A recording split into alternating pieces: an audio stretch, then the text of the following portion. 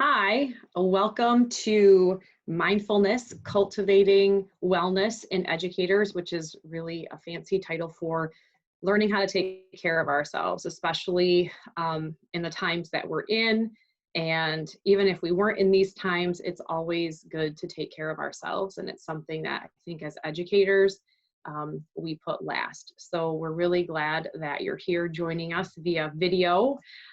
You can see that there are four of us here, and we will all introduce ourselves and tell a little bit about our own mindfulness journeys. But first, we just want to recognize that you may be sitting there alone watching this video. You may be with maybe a group of colleagues and you all decided that you were going to take this journey together, or maybe you're sitting there as an entire staff and this is part of your professional development.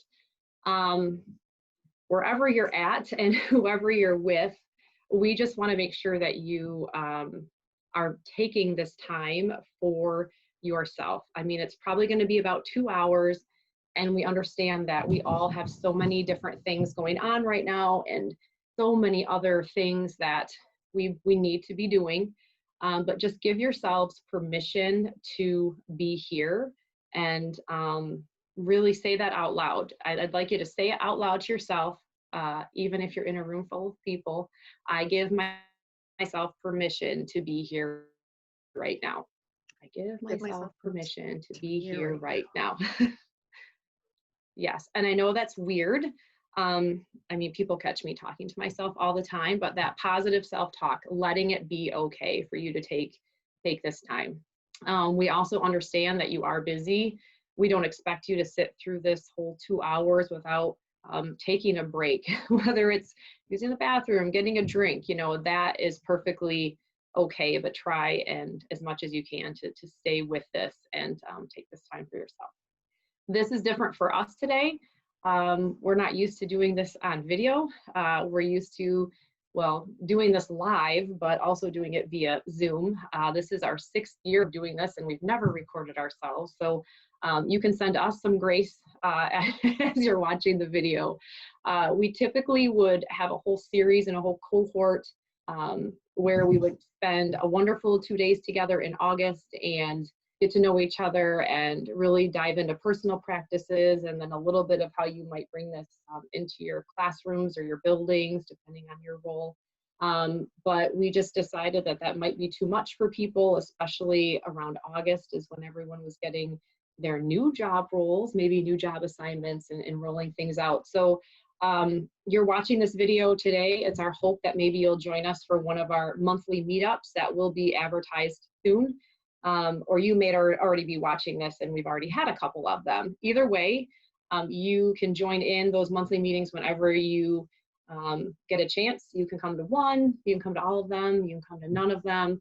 We just wanted to leave that open for all of you to be able to participate. And we'll try and pick topics kind of based on the time and kind of what's going on in the world. And if those topics interest you, we'd love to have you. And you can look for those on our Learning Stream professional development site at the ISD.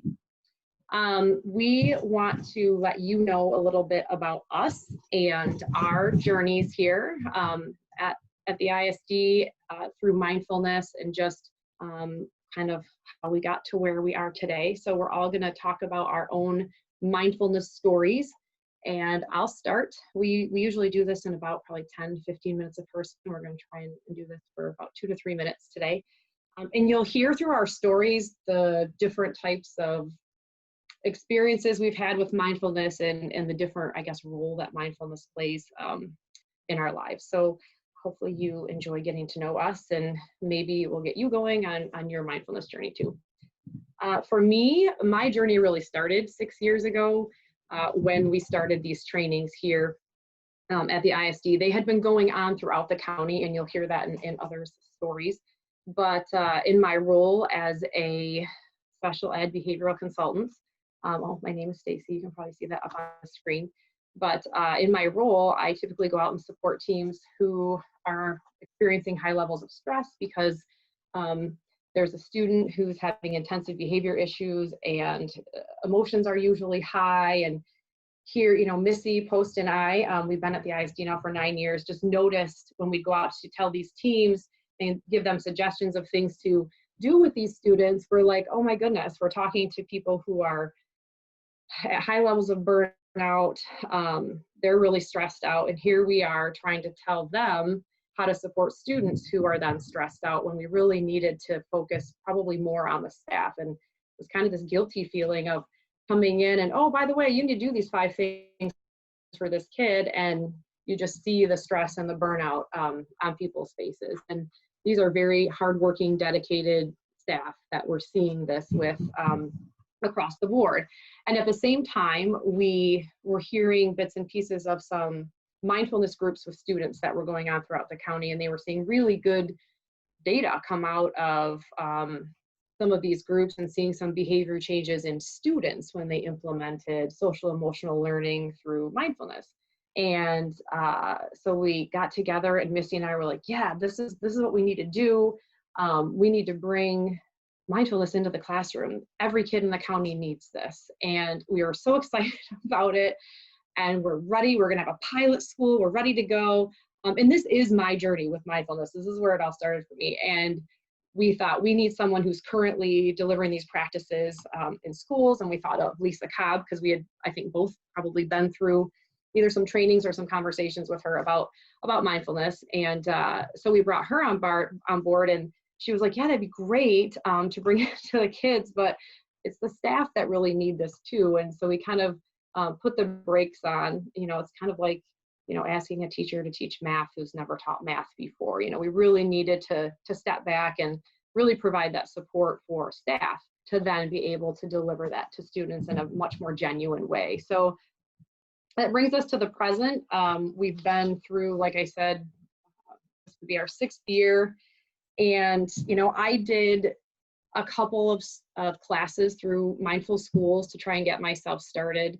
But I really started practicing mindfulness when we started talking about bringing it to the rest of the county. So my practice is still fairly new. I think I've grown every year that we've trained it, and grown more comfortable in practicing in front of a group of people and sharing that.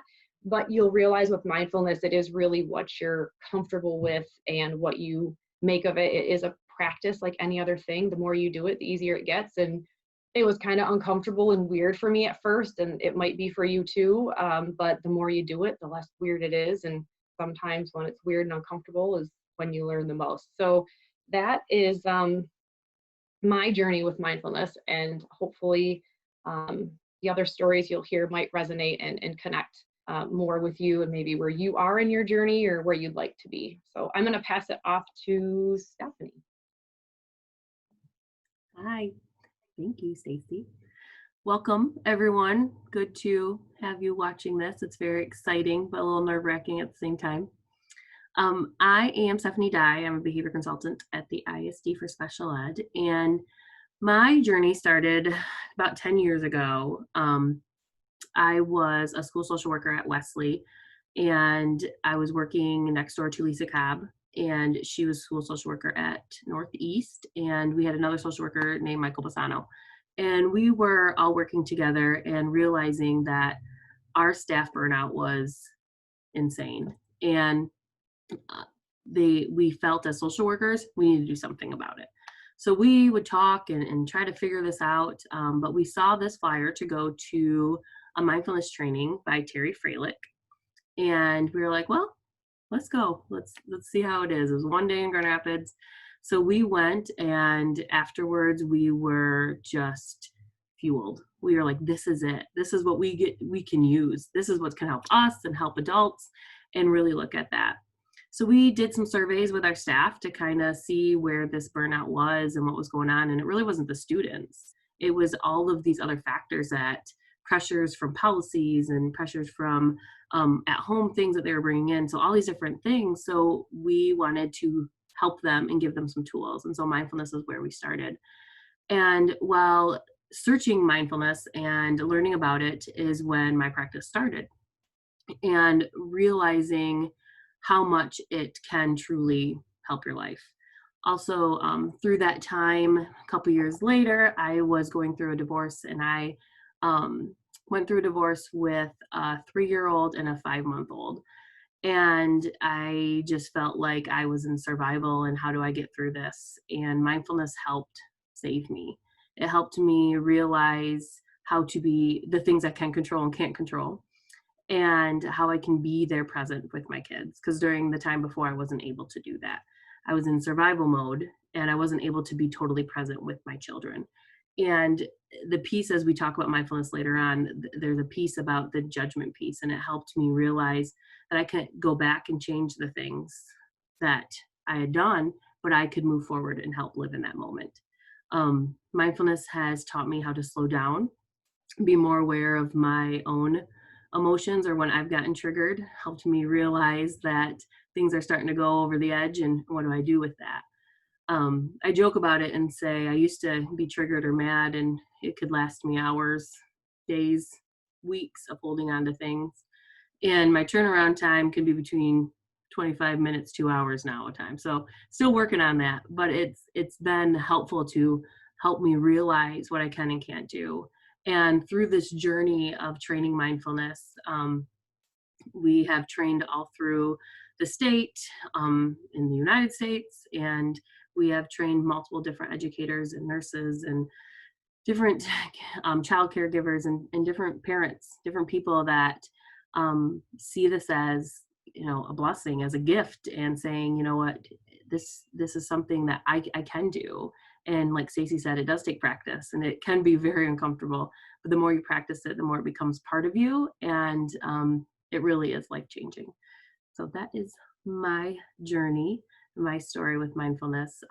Again, it doesn't make it that you are zen and perfect every day. It makes you aware of when you are getting angry or excited, and helps you live in that moment. And that's the key. I'm going to pass it on to Lisa Cobb. Thank you, Stephanie. So I never really know what my life story is going to be on a given day.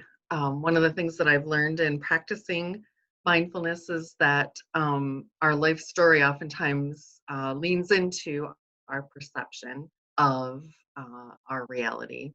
And when you are practicing, spending time with yourself and what you're thinking and feeling and what you believe to be true, you find that those perceptions change often.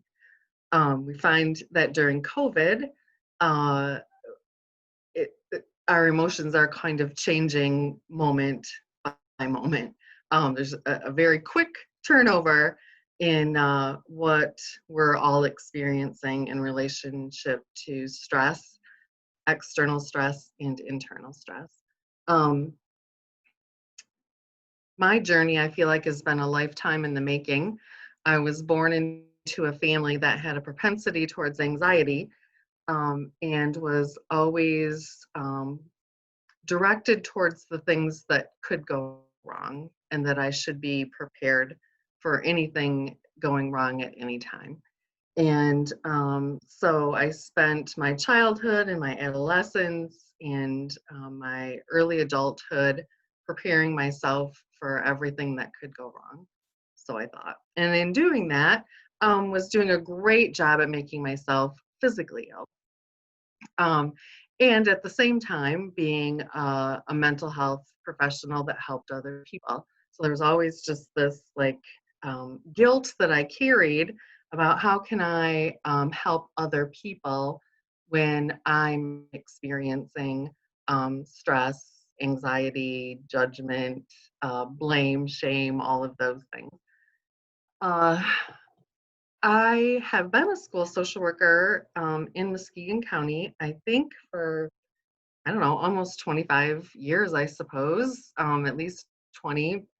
And I've worked, if not directly in a district, I've had contact in each district in Muskegon County, and in relationship to behavior intervention and mindfulness, social emotional learning. Steph and I started working together, like she said, when I was at the Northeast Ed Center, which is now Lakeshore Learning, and she was at Wesley. And we were having a particularly violent year, and I had a panic attack, and decided, well, I can be on medication for the rest of my life, or I can figure out what's going on in a term that I would now use, monkey mind, just constantly woulda, coulda, shoulda, what if, and always leaning into the worst possible thing that could happen because that's what I was taught to do to try to keep myself safe. So, like Stephanie said, we went to a mindfulness training with Terry Freilich, and I felt like, oh my goodness, not only does this help me, but it helps students, teachers, parents. And then we've been on this journey together for almost 10 years, if not longer. So I would ask that you guys pay attention today to yourself. If you're sitting here and you're listening to our stories and you're like, can I fast forward and get to the meat of what it is I have to learn? Notice that about yourself. Notice how you're responding to all of the different topics that are presented today, and allow it to be a time for you. This time is unprecedented in history, and we need to be able to take care of ourselves before we truly can take care of our students. So I will pass it over to Missy. Couldn't unmute it first. Technical issues, right? I'm Missy Post. I'm an autism spectrum disorder consultant at the ISD. I discovered mindfulness really at a time in my life that my old ways of dealing with my anxiety just were no longer working. I'd been a slightly anxious child, very people-pleasing by nature, and then I became a teenager with that the anxiety just built, started having panic attacks. And so I developed all of these coping strategies, some more maladaptive than others. And that really seemed that I was like able to, kind of go through my life. But my number one coping strategy, what I went to time and time again, and still feel like at times I get drawn back into, is try to outwork, outplan, outthink my anxiety. And so I would just always be over prepared. I would, have contingency plans, and then I'd have a contingency plan for the contingency plan, and just be super prepared so that I could deal with anything that came my way. And so what really happened, I felt like that worked for me. But now looking back, I realized that my mind and my body went through way more trauma and negativity than I ever actually had to go through in the real world.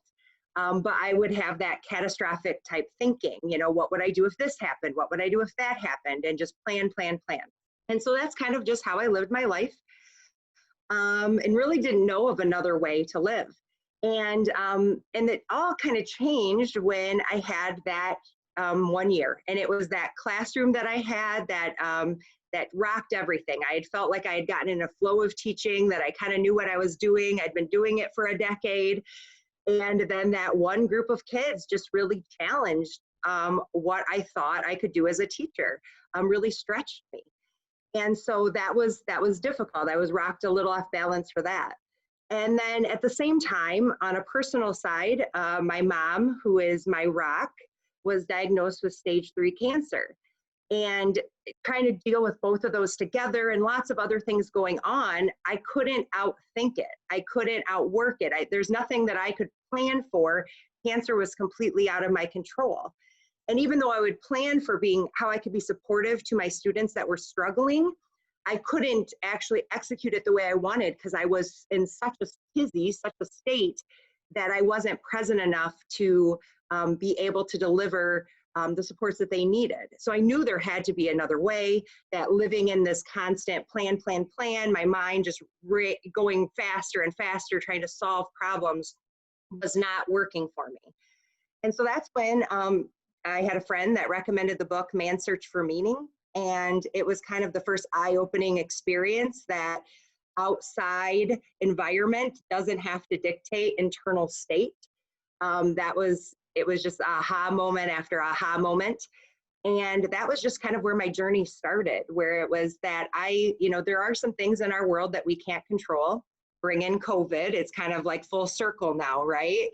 And how can I be prepared, and how can I not prepared through planning, but be prepared through my presence and my state, so that I can deal with whatever comes my way. So that's kind of for me where mindfulness started, and knowing that it's a practice. It's not something that I've gotten to the top of the mountain and I can just stop practicing. It's something that I have to do regularly.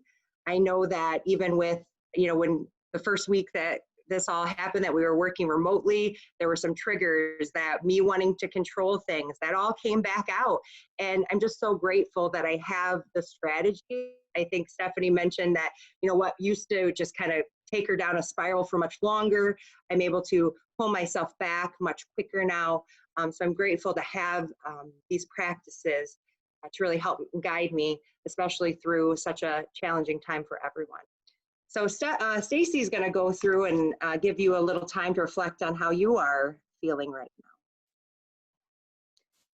Yeah, the example that you gave, Missy, from the book of The Man's Search for Meaning, that we have all these external events that we just can't control, but we don't need to let those events control our inner selves too. So perfect lead in for what we've all been going through right now with COVID and finding our new normal. I think we've heard that phrase a lot. And I know initially that phrase brought negativity. And I'm hoping that even through our conversations today that, it might bring some positivity. And I think you'll see, some examples on the screen. If you think about, what we've all been through due to COVID and the shutdown, and thinking about just naming a new normal for you, whether it's a word or a phrase. And we have some examples on there, like I only shop now through Shipt. I haven't attended a live concert, or maybe it's that I can work in my pajamas. Just certain things that aren't necessarily bad. Maybe some of you may be thinking of some of those kind of negative things and the losses we've experienced that kind of make up our new normal, and that's okay too. If we were doing this live, we would ask people to kind of type one of their kind of new normals into the chat function. So if you're sitting there Zooming as a staff, or even if you're a larger staff and you're in person, everybody jot down on a sticky note a new normal, and then you can, maybe put it all up on the whiteboard and kind of collectively look at that. If you are kind of on your own doing this, just, I always like to write things down and then go back to them later. So if you're someone who likes to journal, maybe just jot that down, or even if you have a sticky note nearby, just jot it down on your own sticky note, and so you can kind of go and look at it later. Part of this video kind of training that's new for us is we obviously want to give you some time to stop the video so that you can take time to think about some of these things. And you'll notice the pause word up in the corner of the screen. So that means at this time, we're going to give you just, like a minute. Some of these will be a little bit longer, but to kind of think about your new normal. And then when you're ready, obviously you can take as long as you'd like. When you're ready to come back, just unpause the video and we'll kind of wrap up that activity before we move on to the next part of the slideshow. So go ahead and pause the video and we'll see you in a few minutes.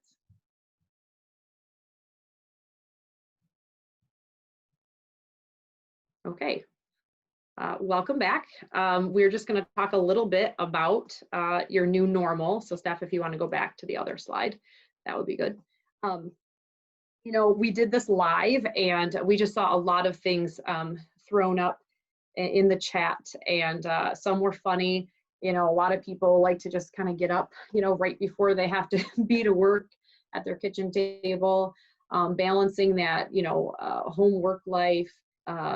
Just being able to sometimes take walks and maybe change your routines to be doing other things that you typically would have to do maybe before or after your workday, because we're a little bit more flexible. We find other times to do those. And I think it's just, important that we realize that our new normal is constantly changing. I think once we finally figured out we're kind of settled, and there's like that blip in the radar, and that new normal is kind of flipped upside down, and we need to, again, find that new normal. And I just think sometimes it can be really frustrating.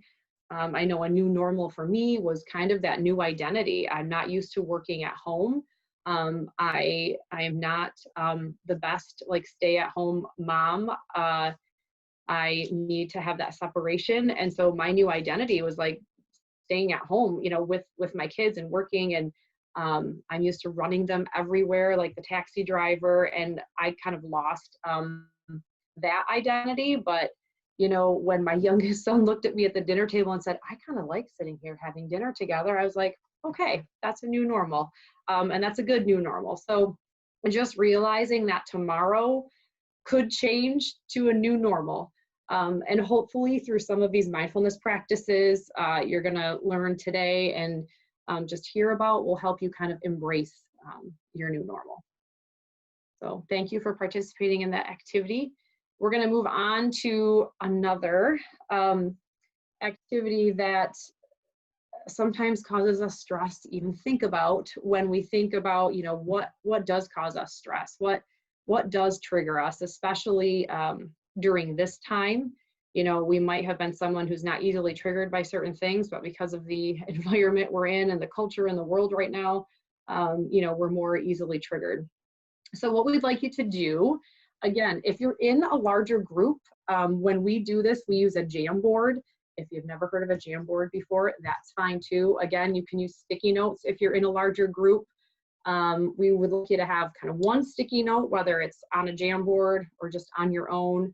And thinking about, or maybe you have multiple sticky notes, and that's okay too if the ideas start flowing, of what's causing you stress or triggering you during this time. And take a few minutes to kind of process through that. But then on the flip side, what's something positive that you've experienced during this time, a positive takeaway? I think we can all find them because we have to have that balance of, yep, I can be triggered, but I can also see the good in things. And I think that's something that I have learned through mindfulness, and I think you will too along the way. So again, there's the pause sign. When you're ready, go ahead and pause the video and just really take some time and even share out with one another. And then we'll come back and wrap it up.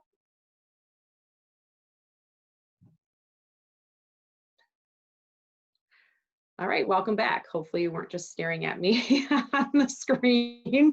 I'm trying to give you guys enough time to work the technology and come back together. When we did this live, I was looking back through my notes, and I'm sure some of these themes will be the same. And what I noticed was that there were many things that, and it could have even been the same people, where they would mention a trigger might be, I'm stuck at home, homeschooling, but then like something positive was, we had to slow down. We got to spend more time with each other, with family at home. Or, yep, we're stuck at home, which is that trigger because that's out of my control. But man, I got that to-do list done. I got my home improvement projects taken care of. I think the interesting part though, and even having conversations with some of my friends and my colleagues, like some of the things that they might look at as a positive outcome of this, like might be a trigger for someone else. And I think, and vice versa. And it may change for me from day to day on how I feel about things. And I think it's just important to remember that we've all been through this experience together. There are times where our friends and family may have been through crisis situations, or our students may have been through crisis situations, and they've been through something that we might not be able to quite understand because we haven't been through it. But this is something that we've all experienced together: COVID, the pandemic, the shutdown. But just realizing that people are triggered by different things, and how they respond to those things, and the way people look at things is just very different, even though we've been through that same type of situation. So, hopefully being here today will help you look at your own stress and how you respond. And I know if you're like me, I'm not always proud of the way I've responded under stress, and just working through that and recognizing my own triggers, because sometimes I don't know I've been triggered until after something has happened. And I always remind myself of that when I'm working with children too, because that's typically the case. They don't go into that huge escalation because they know why they were triggered. We usually don't figure that stuff out until later. So hopefully being here today will just help you kind of recognize and learn some alternate ways of responding. It's not going to remove COVID. It's not going to take the pandemic away. It's not going to take away all of the incredible things that are going on.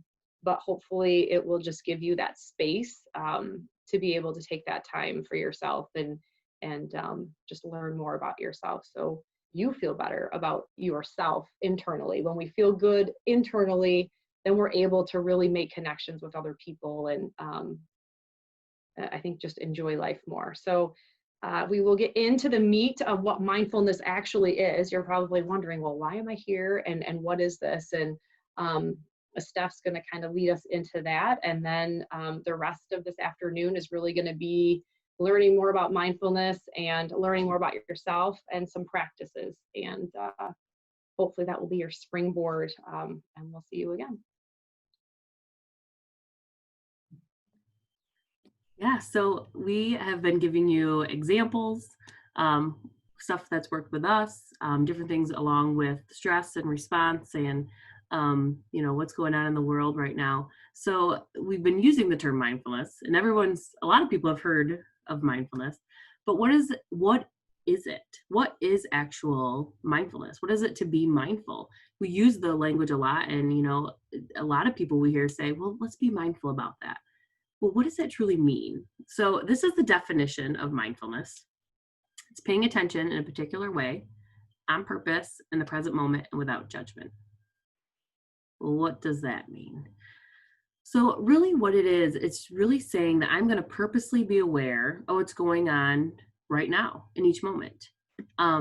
It's taking that purposeful attention of looking at our thoughts, our emotions, our feelings of what's going on around us, but purposely pausing to make that feeling of really noticing what we are doing in that moment. And then that last piece is without judgment. So it's really talking about not judging ourselves for when something does happen. So really looking at some of that self-reflection in regards to whatever things of our questions or our thoughts, things that continue to go through our mind. Lisa talks about the monkey mind, right? It's that we jump all over the place in our head and we're not really sure. We create these different scenarios that maybe could happen or maybe not could happen, but we create them so much in our head that we truly feel that they're happening at that moment, and our body responds to that. So the biggest thing with mindfulness is that pause, learning how to pause, learning how to take that breath and slowing down and noticing. So many times we live in the past, right? Our brains go to the woulda, coulda, shouldas. I can't believe I said that. I can't believe I did that. I can't believe she said that. All of those things keep going back, and we keep replaying it in our head of the things that have happened in the past. Or we project to the future, right? We're worrying, planning. I bet a lot of you right now are worrying and planning about what the fall is going to look like. Or even if you watch this after the fall's already started, worrying and planning of what's happening next, right? We're worrying and planning and thinking about, well, last time this happened, this is what's happened. This is how it went down. So this time, this is how it's going to go down now. And then we're projecting to the future. The one thing that we tend to forget or lose is that present moment, which actually is the most important moment, because it's the only moment we can't take back. It's the moment that we can make change happen. It's the moment where we can make a choice or a decision. But we continue to always live in the past or project to the future, that we aren't taking that moment to slow down and truly be in that present moment. So that's really what mindfulness is. It's really looking at how can I be in that present moment and slow down and continue to make choices or acknowledge or understanding what's going on with me as a person and what can I control and not control. It helps us look at and say, is this really happening right now? And is there something I can do about it right now? And 8 times out of 10, majority of the time, the answer to that is, no, it's not happening to me right now. And really, there's nothing I can do about it right now because there's so many things we can't control. And with mindfulness, it allows us to pause and say, I'm not at a threat right now. I am okay. What choice can I move forward doing with this? I like to use the example of driving a lot because we look at it as, put yourself back as a 16-year-old, right? You're first getting in the car, you're taking driver's training. When you first started driving, you're like so aware. You're aware that your hands are at 10 and 2, are the mirrors just right? Am I buckled in? You know, how does the seat feel? Do I need to move it up, move it back? Like, am I comfortable? Is the radio too loud? Totally aware of your surroundings. Also, did I make a complete stop? Is there another car? I'm going to check one more time. Is there another car coming? So we're so aware in those moments. But now that majority of us have been driving for 20, 30, maybe 40 years, I don't even know. And you get in the car and you just go. You don't think about all those steps because we're not purposely being aware because we're just so used to it. And then you get driving home and you realize you passed 3 exits and you don't even remember driving by it. And you're like, how did I get here already? Because our brain goes on that autopilot and we're not purposely being aware. So I'm not telling you to go drive for 20 minutes and be purposely aware the entire time.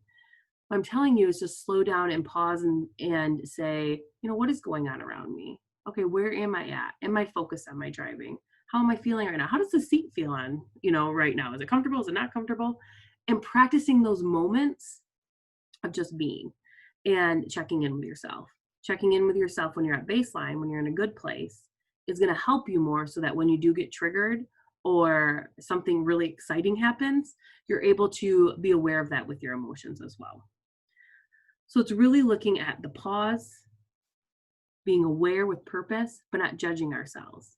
So when I talked to you about my journey before and, things that I'd done in the past as a mom that maybe didn't make me the best power mom, but it allowed me now to learn from that and let go of that judgment to say, in that moment, you're doing the best that you can. And through this whole COVID time, you are all doing the best that you can. We all do that in each moment. But what we can do is look at it and say, you know what? I'm going to be more aware. So now my time with my kids, my time with myself, and my time with my friends and my spouse, I'm able to be more focused in the moment, which then allows you to even have better memories and moments with them as well. So the next piece, the quick version of what mindfulness is, we're going to go into more examples and details of what truly the pieces of it are. This is a quick visual to kind of show you what we're talking about. Because with mindfulness, you have the choice. You can choose of how you're going to react or respond. So without mindfulness, a stimulus happens, we get triggered by something, and then we just react. But with the power of mindfulness and that practice of it and understanding that pause and that breath, we're able to be triggered, take that moment and say, how do I want to respond to this? It creates that space that we can choose how we want to respond or make better, healthier choices, which comes along with that turnaround time, right? Instead of being mad at somebody or mad about a situation for 3 weeks or 3 hours where that joy from you is being taken away, right? You just gave them those 3 hours while the person that you're probably mad at sitting at home doing just fine. But you took away all that time where it allows you to say, there's nothing I can do about this right now. It's not happening right now. I'm going to choose to be present in this moment and let that go for this moment. So it allows that space. So this is the circle of mindfulness practice. And we like to joke and say it's kind of the circle of life. So this is how the practice goes. So you've heard all 4 of us talk about this already today, that it is a practice. You're not going to come away from this training today and be like, I am mindful then, I can do this. Because it's something that you do have to practice and it becomes a part of you. There's a quote that says, You know, people say that I don't have enough time to meditate or practice, but I sure have enough time to worry. So instead of worrying about the time, you're still going to worry. But instead of worrying all the time, taking some of that time to be able to pause and practice this. So the quick version of this is the top is focus and balance. That means we're focused and balanced on our surroundings, on our breath, on the idea or task that is happening. And that's where most of us want to live, right? That's where we find this balance. The next part is distraction and disruption. And this is where majority of us do live. And it's what means we're distracted by a thought or a physical sensation or an idea or something happens. So we live in that place of distraction or disruption. Through that time, you can come down, and with practice, you learn about awareness. Wow, I'm aware that I just got distracted or disrupted from my focus where I was. With mindfulness, you're able to go back and practice, and then you can release and return it so that you can return back to it. So you let go of that distraction with patience for yourself, because I said that's the non-judgment piece, and helps you return back to that focus. So you see it's the circle that continues to go, where majority of us fluctuate between focus and balance and distraction. And with mindfulness, we tend to live in, before mindfulness, we tend to live in distraction, and we visit focus and balance. And then after you practice it more, you'll tend to live in focus and balance and visit distraction and disruption. And so through this circle, we work through that. And the speed of the circle all depends on your practice. And it depends how quickly you get through this. You could get through this circle in 10 minutes. You could get through this circle in 2 weeks, in a year. It all depends on where you're at with your practice and how it works for you. So part of that practice is 1, having focus attention, and 2, repetition. So continuing practicing those focus attentions. And it doesn't have to be a long meditation. It can be just those moments to say, how am I feeling right now? And checking in with myself. So through all of this, you're learning about how that practice and that mindfulness helps us. So I'm going to end with one quote by Mark Twain. And it says, I've got a lot of tragedy in my life, and some of it actually happened. So think about that for a minute. We all have many things that we've gone through, but our brain tends to put us in places that actually things haven't happened for us yet. So think about it. I've had a lot of tragedy in my life, and some of it actually happened.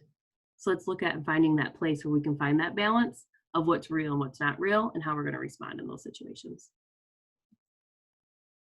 I'm going to pass it over to Lisa.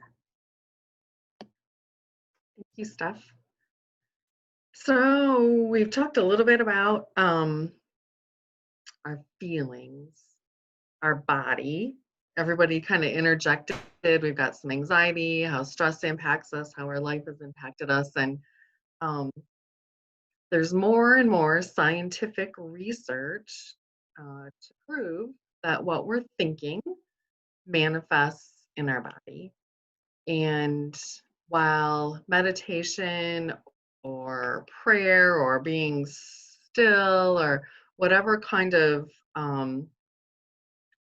word brings you comfort and just being present with yourself, in the past it was seen kind of separate from science, separate from our body. And we're finding that anytime there's some sort of distraction or disruption, like Steph was saying in that cycle, our body perceives that as a threat or danger.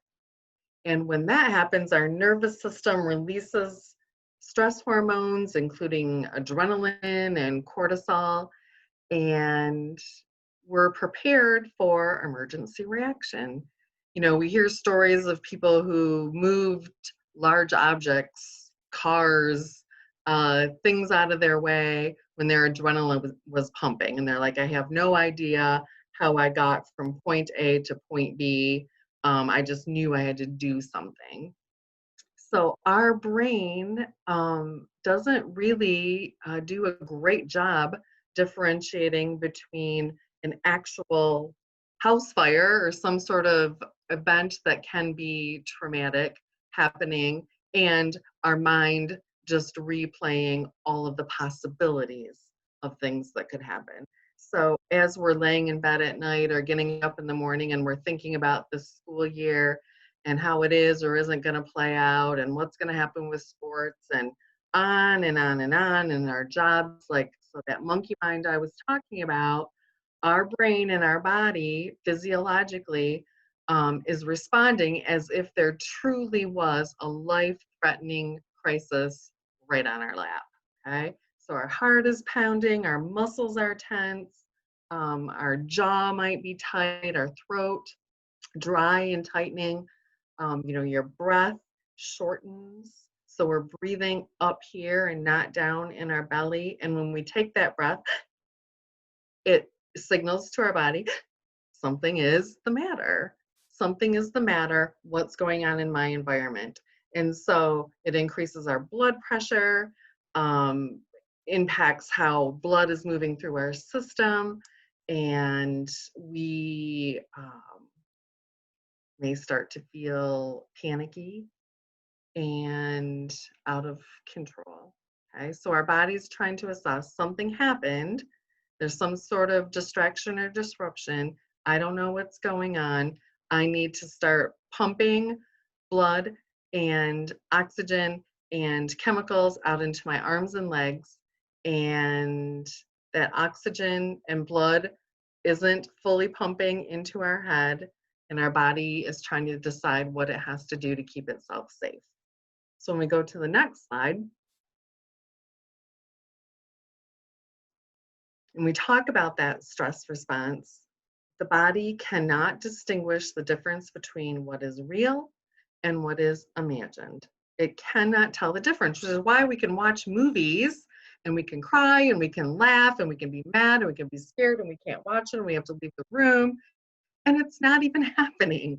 It's total, it's a show in front of us that is not real at all. And our body is responding to the story that our brain is telling us, that clowns are scary. That kind of music means something bad is going to happen, or whatever we start to associate through our life story. So we think, what is, Steph, you used the word, I think when you were talking about judging, that mindfulness is without judgment. Judgment is a distraction.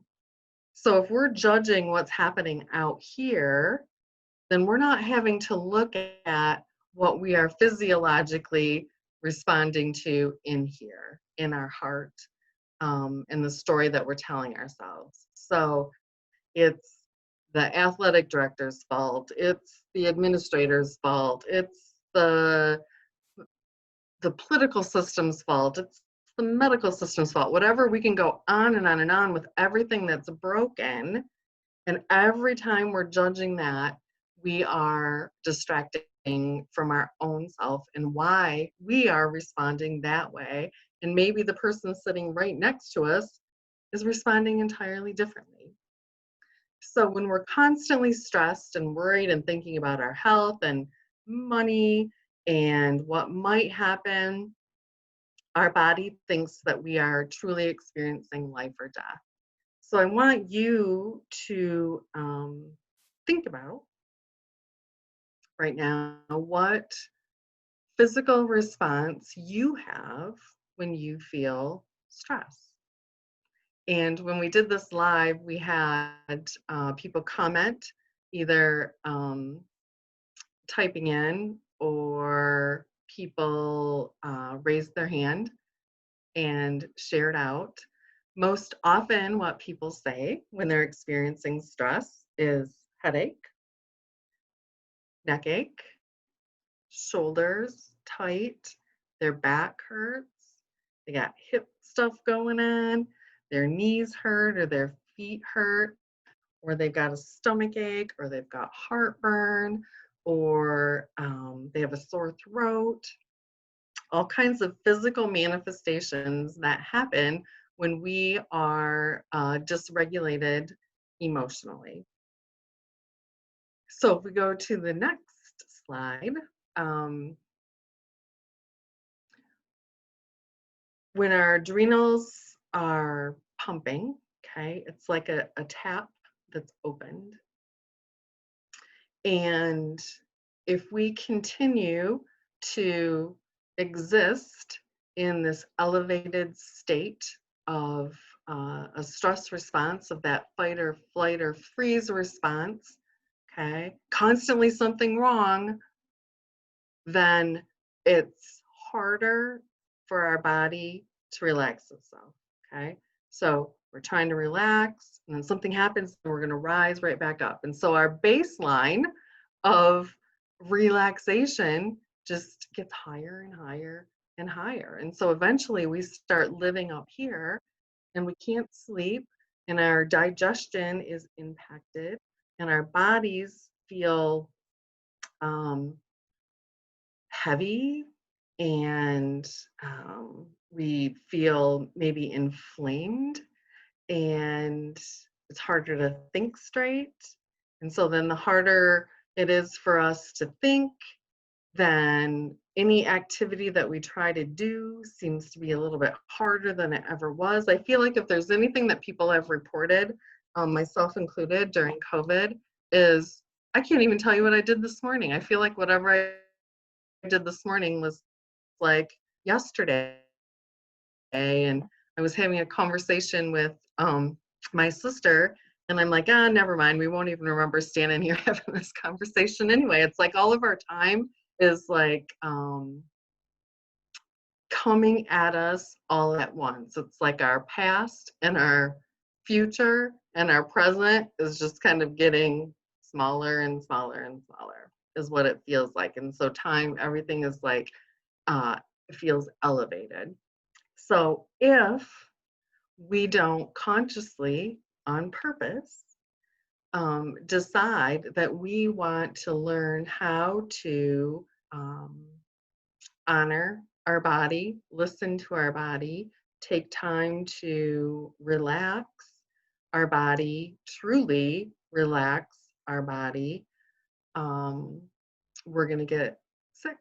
We're going to have to take medication. We're going to have a panic attack. We're going to not even be able to conceptualize how we can possibly do our jobs and maintain our family, and on and on and on. So mindfulness is a practice of self-awareness.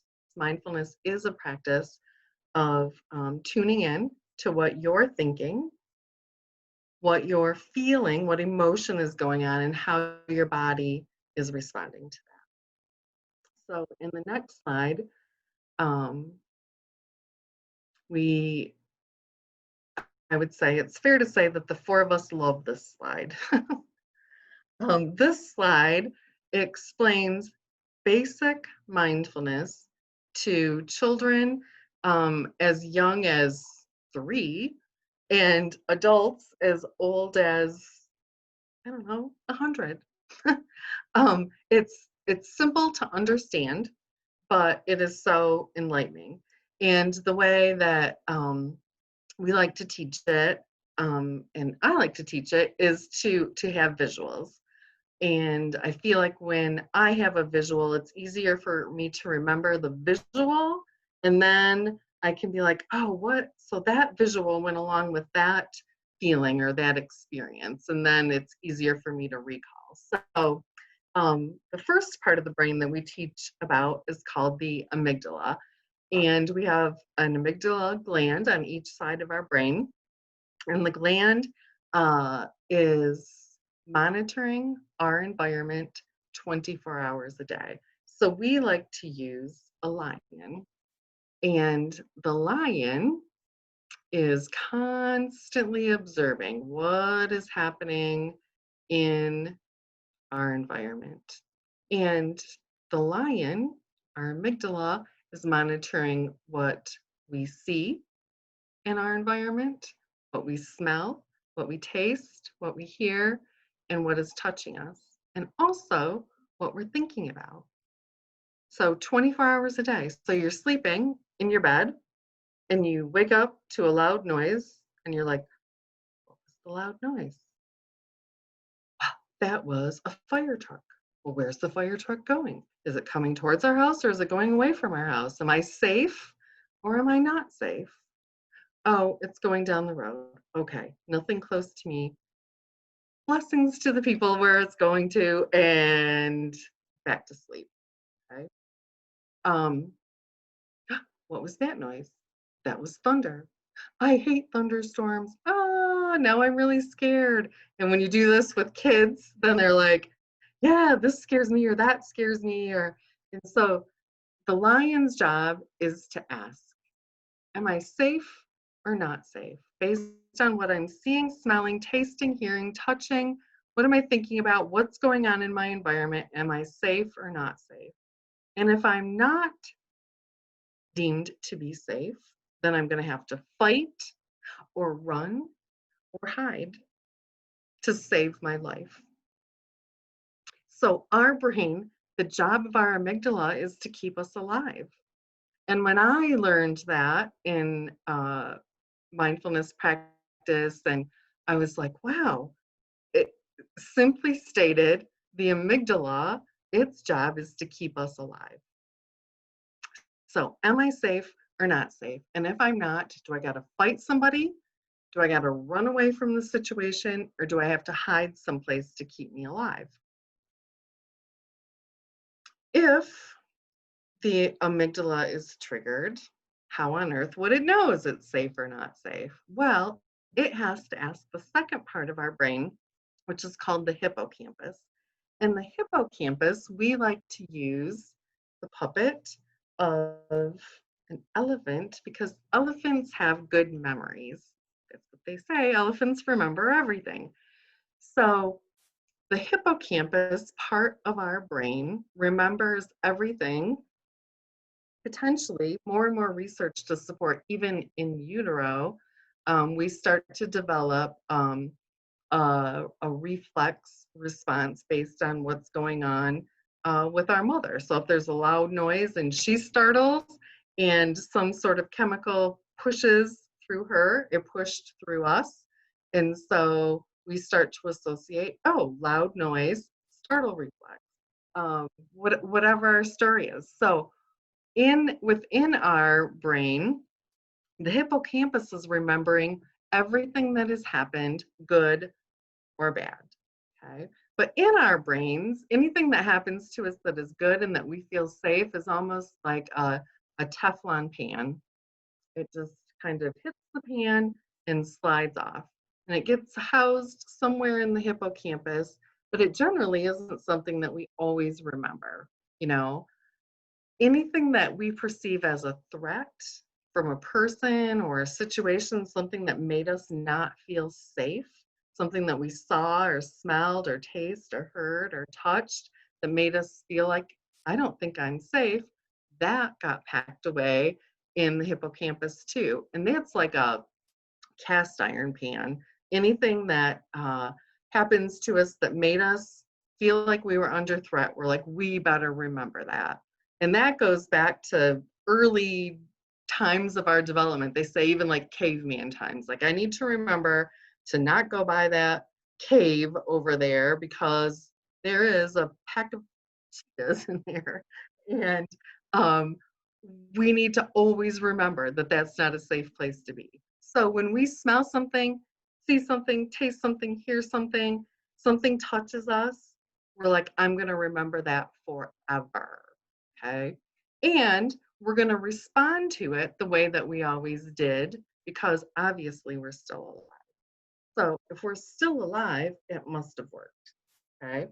So the amygdala gets some sort of trigger, some sort of stimulus, and says to the hippocampus, hey, are we safe or not safe? And the hippocampus is like, well, when that happened last time, this is what we did to keep ourselves feeling safe. And then the amygdala is like, well, do we do that this time? And the hippocampus is like, yes, I think we should do that this time. Okay. And adrenaline and cortisol and blood is just like pumping. Our heart is beating. We're feeling a little lightheaded. We're like under threat. And so we got to run or fight or get someplace that we can hide. And we're just like further and further and further from the thinking part of our brain, the smart part of our brain that really helps us make a good decision. And that's where mindfulness comes in. So we've got this stress response, real or perceived, happening or just thinking about. Our body feels like it's under threat. We don't know what we do. We're going to do what we've always done before. We're going to grab some chocolate and sit on the couch and watch a Netflix movie, even though I know that every time I do that, it makes me feel sick to my stomach. But I'm still here. I'm going to keep up with that old habit. I'm going to keep up with that old relationship. I'm going to keep up with that old judgment because obviously we're still here. But if we're tuning into our body and noticing, oh my gosh, my heart is beating fast, I've got a short breath, can't really get my breath, my mouth is dry, maybe ringing in my ears, like whatever your stress response is, my neck is red. So when students see me and my neck is red, they're like, Mrs. Cobb, your neck is red. What triggered you? You must be upset about something. Because we talk about it openly, because we all have a stress response, no matter how little, how big or old we all have a stress response. So when you normalize it for yourself, and you know that you're not crazy, because this is how everybody's brain is operating, but we know triggered, this is what I've always done, consciously on purpose, deciding I want a new way of being. I don't want to feel this way anymore. I don't want to take the energy that it takes to fight in my own mind with other people or systems. I don't like feeling stressed. It isn't good for my body. I want to do something different. And that's where mindfulness comes in, and the breath. Because you're triggered by something, you take your deep breath. You take your deep breath, our heart starts slowing down, the adrenaline and cortisol levels start to decrease. Taking a deep breath into our belly, starts to slow. It's like our brain starts to turn back on, and we use the owl. This owl sometimes seems a little scary to people. I don't know what it looks like on the video, but this is the wise old owl. And the wise old owl is our prefrontal cortex, where our executive functioning happens, where we make good decisions, where we start to take responsibility for our own self, for our own self-care. And in doing that, it takes practice. And that's the practice that we've been talking about so far today. The practice is, I've been triggered. I'm going to take a deep breath, calm my body, and ask myself, what story am I telling myself? What distraction is keeping me from taking care of me? And that doesn't mean that there's not stuff that's going to scare us or make us mad or frustrated. Um, But the purposeful practice of self-awareness and asking, is this the way I want to be? Is this how I want my day to go? Is this how I want to interact with my loved ones today? Is this how I want to look at my job? And it puts responsibility back on us to slow down and do self-care. And when we slow down, then we can react or respond instead of react. And that's the woulda, coulda, shouldas that Stephanie was talking about. When we feel out of control, when we're just reacting to something, that's where the guilt and the shame comes in. So the mindfulness practice is simply, there's so much more that goes on with the brain, obviously, but simplistically, if you can understand this, then we've got kids who have cognitive impairments and emotional impairments and have traumatic histories. And when they can say, my amygdala was triggered because I saw this or smelled this or tasted this or heard this or touched this, or I was thinking about this. And so I was reacting because my hippocampus told me this is what I always did, was yell at the teacher or yell at my spouse or walk away mad and slam the door. When we can say as kids or adults, I was triggered, this is what I've always done, I'm deciding a new way. And then when you're practicing your breath, practicing being still, practicing connecting with your life story, like we shared, why our worldview is the way that it is, and do I want to continue to feel that way? We're connecting to our prefrontal cortex, the smart part of our brain that starts to wire differently. Our brain gets rewired. How's the saying? What wires together, what fires together, wires together. And we can create a new way of being. We can create, you can teach old dogs new tricks. And suddenly I can attest to changes that have happened in my life. I would say mindfulness has saved my marriage, made me a better parent, has made me a more empathetic human to myself and others, and has certainly had a very positive impact on my physical body and my physical presence. So, being in the present moment with yourself, with people that you love, in all areas of your life can happen when we practice when things are okay. So it isn't just something that you practice when everything's falling apart. It's getting up in the morning, being still, having your kid come down and spill their chocolate milk. Oh, I've been triggered. What do I think? I'm so busy. I'm so angry. I'm so whatever. Wait, stop. Is this how I want my day to go? Is this how I want my day to go? No, I'm going to take care of me, and it helps me take care of others. And I think that that is the end of my portion, and that I turn it over to you, Missy. I have a difficult time with the unmute. Yes, we're going to go through, we're going to dive a little bit deeper into that space and kind of the reasons why we want to have a response instead of reaction, and then how we can do that. So Stephanie already shared a little bit about this, but we're just going to dive in a little bit deeper. So kind of why do we want to have that pause and then have that power to choose a response? One of the big reasons is that our reactions are often overreactions.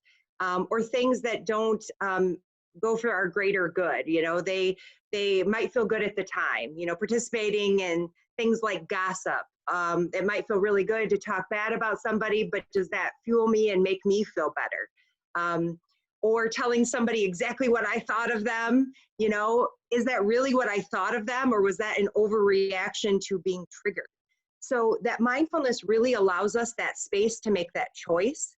It's not about being inauthentic and giving me that space to hide my emotions. I can still take that mindful breath and in my response, express how I'm feeling. If I'm upset, I can say that. If I'm angry, I can say that.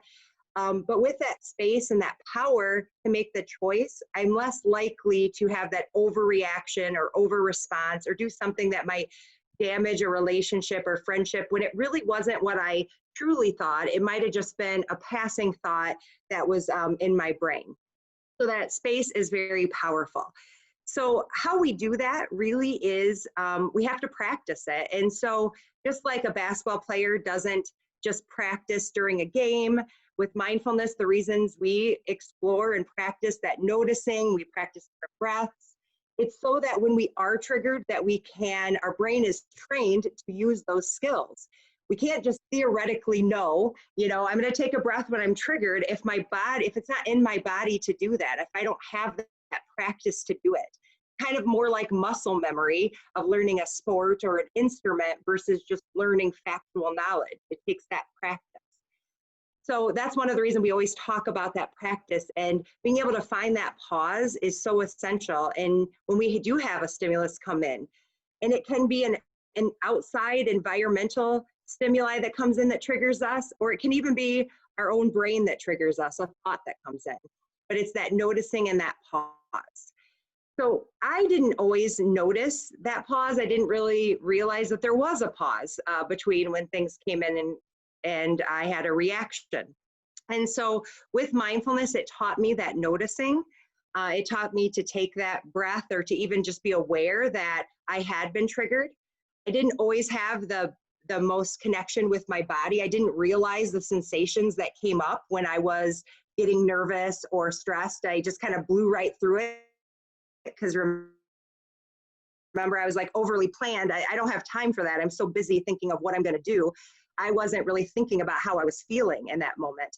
And so mindfulness teaches us that awareness of our body and our reactions, what our responses to when we are triggered. So we're better able to notice those kind of things. We often hear that either for yourself or for a spouse or a student, friend, colleague, that there is no space, that they go from 0 to 60 in no time flat. And when we hear that, we often think it's really happening for one of a couple reasons usually.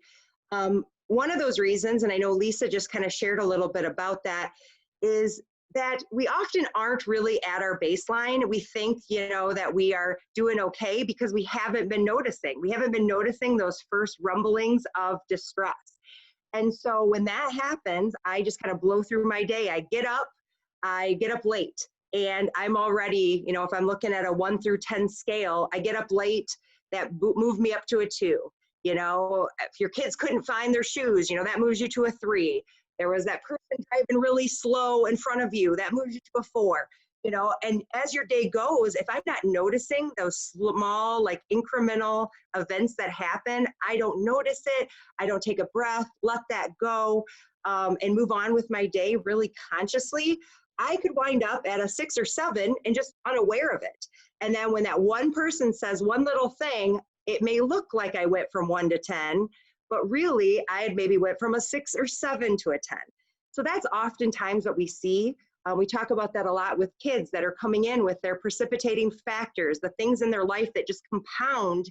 And then when you ask them to turn in their assignment, they might blow up at you. But it really might not have even been about the assignment. It might have been all of these other things that just built up. And it was just the straw that broke the camel's back, right?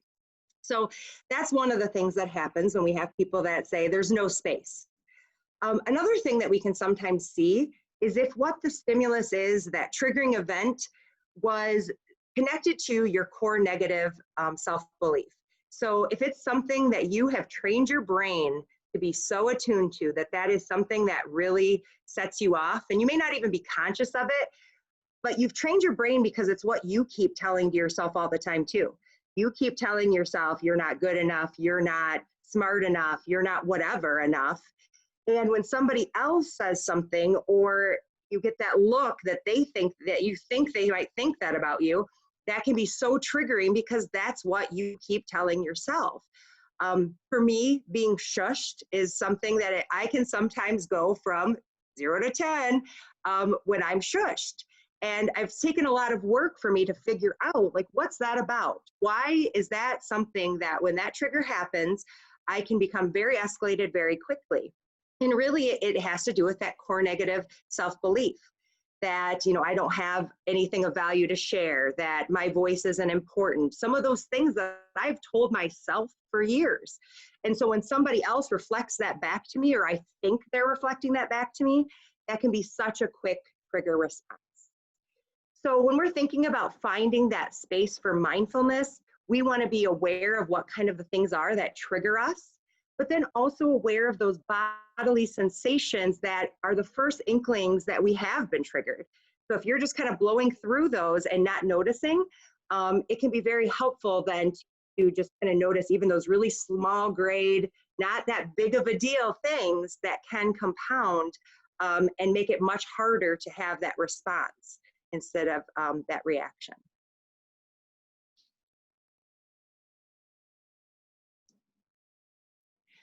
So Stephanie already went through the mindful awareness wheel, and so we're just going to go through it a little bit more, and we're going to really dig into the area that we spend the majority of our time, the distraction and disruption. So she had already said that, we could go through this wheel. It depends on how fast we go through it, depends on, how much we practice. We could go through this hundreds of times in a day if we're really aware of how often we're distracted and disrupted. But we're going to focus in on that distraction disruption. We know in modern society in our world, we are very distracted and disruptive by external stimuli. We are really busy. Sometimes that busyness becomes like a fuel for us. But also, things like our technology, those are all, distractions and disruptions. But we're going to really focus in on probably the best distraction and disruption we have is in our brains. It's just what's between our two ears can distract and disrupt us more than really about anything else. And so that is where we tend to spend most of our time. Terry Freilich, who shared this with us, he called that our default mode network is in distraction and disruption. That's where our brain keeps wanting to take us. But then when we become aware of it with non-judgment, then we can practice that release and return back to that focus and balance where we get in that flow state of really being present in the moment. We often talk about naming it to tame it. So you name it to tame it when it comes up about, we're thinking about emotions. But we also think it can be helpful to name it to tame it when it comes to those thought patterns that our brain wants to take us down in that distraction and disruption route. So when we're there, there's usually 4 ways that our brain tries to distract us. So the first one that Stephanie talked quite a bit about is that time travel. Our brain wants to take us to the past or to the future. So in the past, that's a lot of the coulda, woulda, shoulda. We often say you should all over ourselves, right? That we should have said this, I shouldn't have said that, I should have done this, I shouldn't have done that. And with that, it's great to have time to reflect, and that's a positive thing. Like after a meeting to think about what happened, or after we're done with this video recording, I'm sure we'll reflect about what happened. But if that's done purposefully, like I am reflecting right now, and I'm really thinking about that, that's one thing.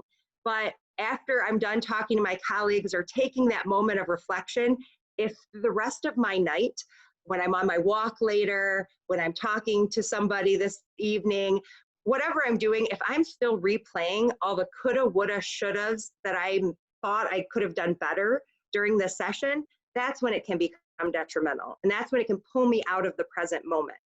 Reflection's great when it's really done purposefully, but it's a distraction when I'm in the middle of another conversation and I'm back at my last meeting. Right? When I'm at home with my family having dinner and I'm still reflecting, I'm not reflecting, I'm still ruminating on all those coulda, woulda, shoulda. And oftentimes that comes with the shame and guilt, embarrassment. Those are some of the things, if you're feeling that, you might be living in the past and that time travel with your brain. So another thing that we do is often go to the present. And so when we're in the present, a lot of times that is that worry and anxiety. And yet again, it's natural to plan. Like before we did this, we didn't just come and get on this call and just like, we're just going to wing it. No, we had conscious planning about it, right? And that's great, to have that planning. Where I often get myself into struggles is I get very nervous talking in front of groups. And so it's gotten better over time with mindfulness, but I'll catch myself in the middle of a conversation before training, and my mind's going through, what am I going to say? What are you going to do? It pulls me out of that present moment. If I have it as a conscious decision, now it's time to plan, that's very different than that time travel taking me out of the moment I'm wanting to be in, right? So that's one distraction and disruption that our brains do. Another one is commentary. And I think of this as kind of squirrel brain. So we are a sports announcer, a sportscaster giving the play-by-play of what's happening. And yet again, it's natural, and we actually practice noticing. We practice noticing what's happening in our environment, and that's one thing. But when my noticings take me out of what I'm actually wanting to focus on, when I'm talking to somebody and I'm noticing how great their skin looks, and I just really want to ask them about what product they're using, right? But they're talking to me about something else, that has taken me out of that moment, that commentary, that play-by-play. So if I'm noticing, I'm doing time travel or commentary, I notice it without judgment, I can name it to tame it. Oh, you're doing that commentary right now. I brought that awareness to it. I can release and let that go. bring me back to that conversation. So the third way that our brain can keep us in that distraction, disruption, and I'm smiling more on this one because this is where my brain often goes, especially for the latter one I'll get to, but is called social cognition. And so social cognition is really where we think about what we think of other people. So that's where we get into often that judgment piece. And even if it's what we would think of as a positive judgment, like they're a really nice person, they're a good person, they're very pretty, they're handsome, whatever we're thinking, but we spend a lot of time in that distraction of what we think about other people, right? Those are natural thoughts to have, but if it's taking us away from our present moment, that's when we would want to be aware of it and bring ourselves back. Where I tend to focus a lot of my time is the other side of that social cognition. So one side is thinking about what I think of other people. The other side is thinking about what I think other people think about me. And so that's where I spend a lot of my time. They think I'm this, they think I'm that, you know, and a lot of times I'm putting what I think about myself on them unfairly, usually. I don't really know what they think. I can pay attention to nonverbal cues, and as an autism consultant, we talk a lot about individuals with autism don't read those very well oftentimes, but even those that do not have autism, we read those nonverbal cues, we often take it too far the other way, that I think I know what other people think about me. And so just catching myself when I'm thinking about that, I could be worrying right now, you know, about, oh, the people watching this are noticing this or that about myself, you know, I stumbled over my words right there, like they must think I'm an idiot. All of those kind of things, if your mind goes there, like I know I'll like even, you know, getting up and standing in line, you know, in front of a group of people, you know, at a training, everybody's looking at me, all those kind of thoughts, just noticing it. Oh, you're doing that social cognition again. You know, you don't really know what they think about you, and it's really none of your business anyways. You know, that really is their thought, not yours. Bring that awareness, practice that release, and bring back to focus and balance. And so the last one to go through, kind of where our brain takes us down that distraction and disruption route, is called self-referencing. And so with that, we create personas of ourselves. It's almost like we've created a character in our brain of who we are. So I've created a character of who Missy is, what she likes, what she doesn't like, what she needs, what she doesn't need, all of those things. And we, you know, hopefully are somewhat aware of our preferences, and that's, of course, yet again, natural. But where it gets to be a problem is I would self-reference thinking I need a lot of time to plan for things. I'm not spontaneous. If somebody wants me to do something, especially like speak in front of a large group, and they ask me to do it last minute, I would get into self-referencing. You can't do that. You need a lot of time to practice. You're not on the fly type thinker. You're a slow processor. I'm pretty quick at coming up with those because I tell myself those things a lot. And so I've started, though, to catch it more. Like, oh, you're playing into that who Missy is as a human.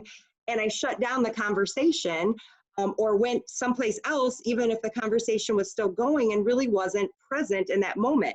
Maybe I really could be a little bit more on the fly if I could be present in that moment to really hear what's being asked of me, okay? So you might get yourself into that kind of self-referencing as well. So when we're going through this, the reason we just want to be aware of it, it just helps us to notice those distractions and disruptions. What am I doing right now? I bring awareness to it. I can then just practice that release and return. And it helps it so we don't attach so much. Just because I'm having a thought doesn't mean that it's true. And doesn't mean that's even what I really think. It just could be a passing thought. I really like the band and the Crane Wives. They're out of Grand Rapids, and they have a song, can't remember the name of it right now, but in it, it says, one of the lines in it says, you don't have to believe every single thought that tumbles through your mind just because it sounds like you talking. And that really hits me. Like, just because I had that thought, I had that distraction, I had that judgment, I then can notice it a little bit more abstractly. Like, oh, you had that. I bring awareness to it, and then I can release and let that go. And choose to really only hang on to the things that really are authentic to you, not just those passing distractions.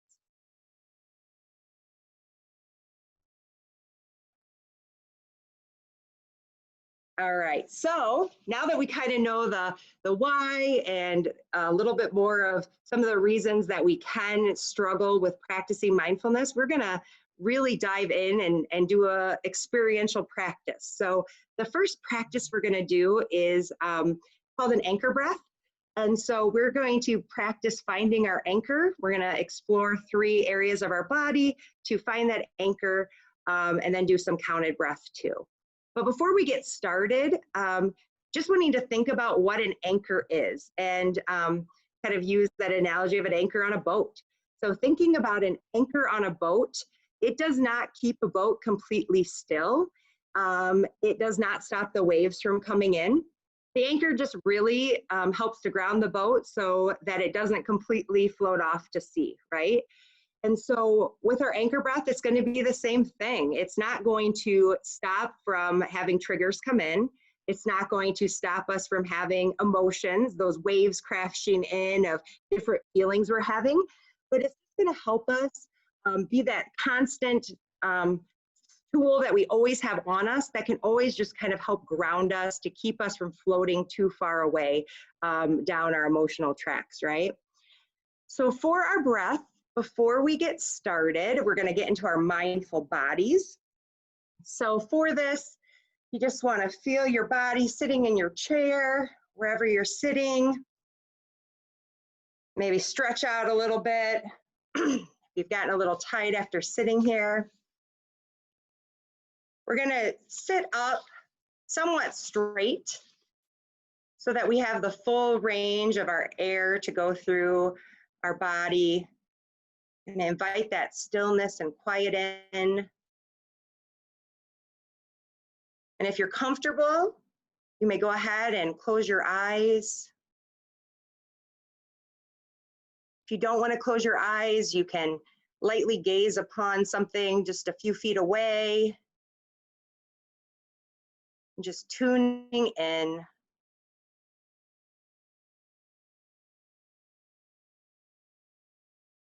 Breathing in and out just naturally at this point.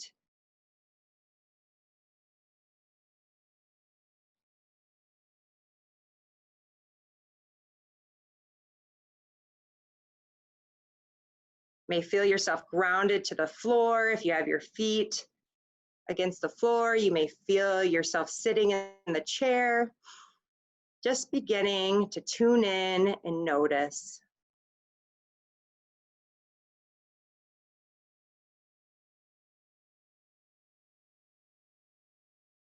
So we're going to try to find our anchors now.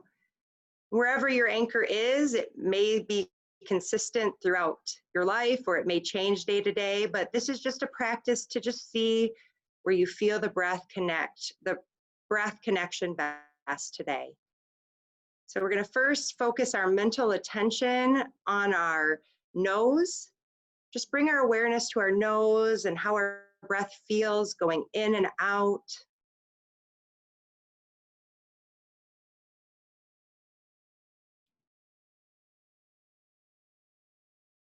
If it helps to rest a hand by your nose, or if you just want to focus your mental attention, either's fine. Noticing any sensations that come up, maybe the temperature of the breath going in and out, maybe a little tickle as it goes in and out of your nose.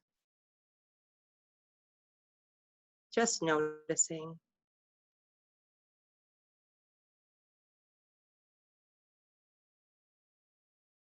You may be noticing your brain is wondering if you're doing it right. It might be thinking, am I supposed to breathe in and out my nose or in my nose and out my mouth? Any way you're doing it is fine.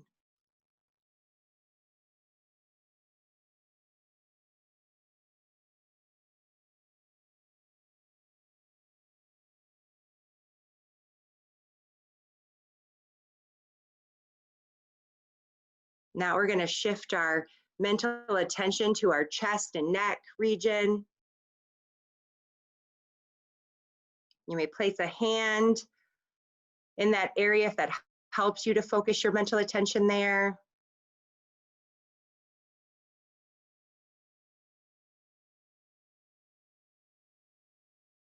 Just noticing any sensations that creep up, noticing how your breath enters and exits.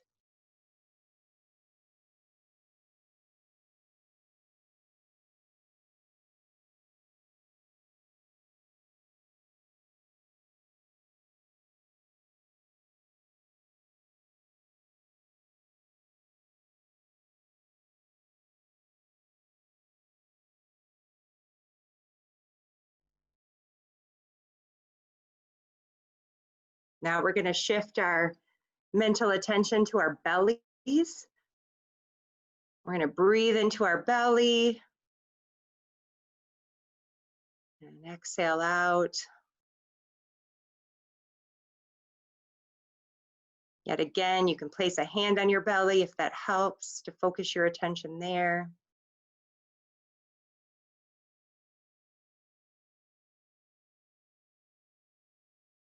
When we're born, we're belly breathers, and as we get older, we often start to breathe more shallowly. This is just returning to that first breath.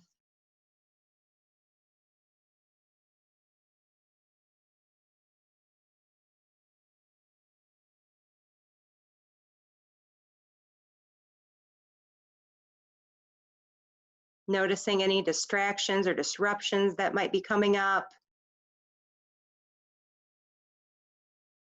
Any judgments you might be placing, especially on our bellies. A lot of times we have judgments about that area.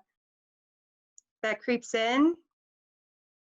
We don't have to attach to that thought. It's like we can place it on a cloud and let it float away and just return to that focus on our belly.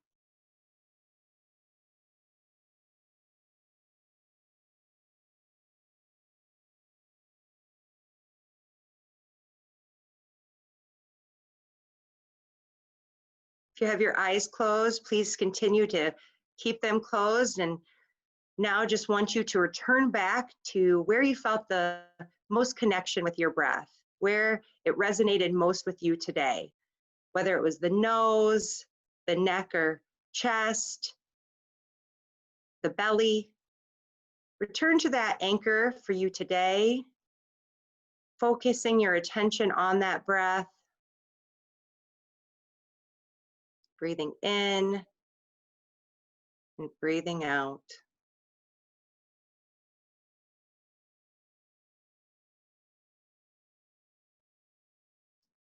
While we're in this space, we're going to practice a little counted breathing.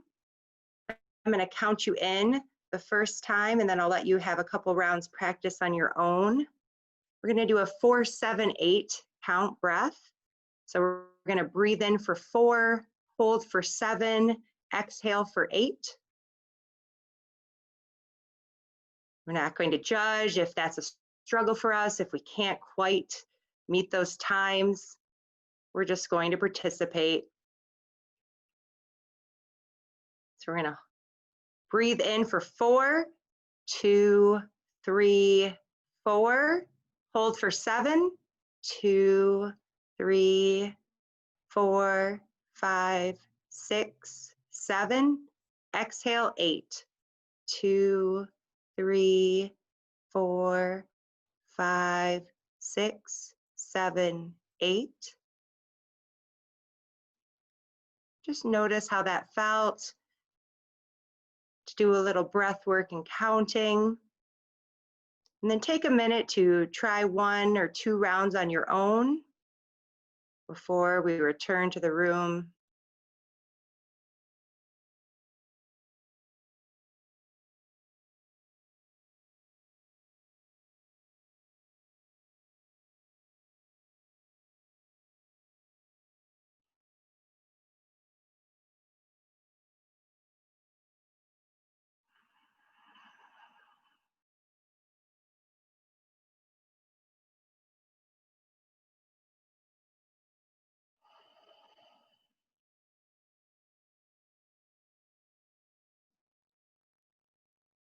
If you're still doing a round, just finish that one.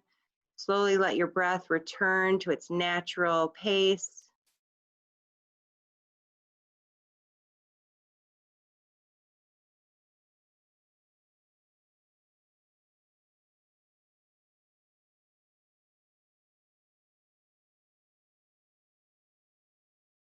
And slowly blink your eyes open. Return to this space together.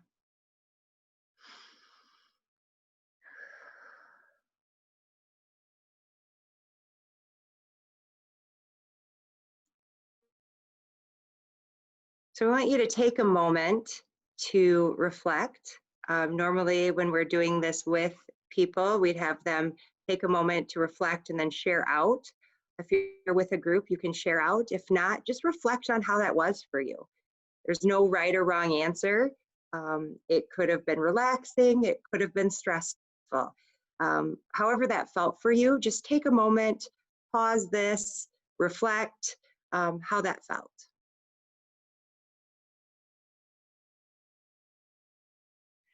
So we're going to go ahead and move forward. Hopefully that was a practice that you could see yourself revisiting, knowing that we always have our breath. And if we have a connection with our breath in a certain location, that can just be a cue in. Mine is in my belly, and I can focus on my breathing in my belly in times of stress. And that helps me to tune in and to focus.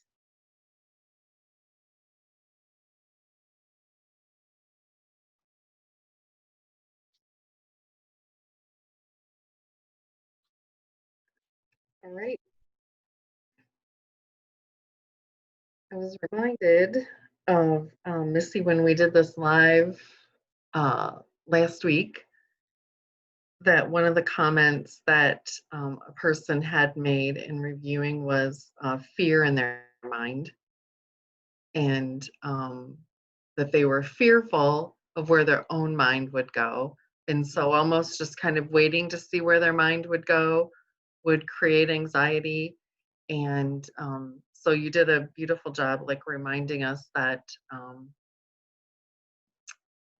what we can always go back to is the breath, and just noticing where our thoughts go and noticing where we think our thoughts are going to go, and then taking our control back of, okay, I hear you, I see you, I feel you, yes, you're there, putting it on the cloud like you said, and just, I'll get back to you in a minute. Right now I'm going to take care of myself.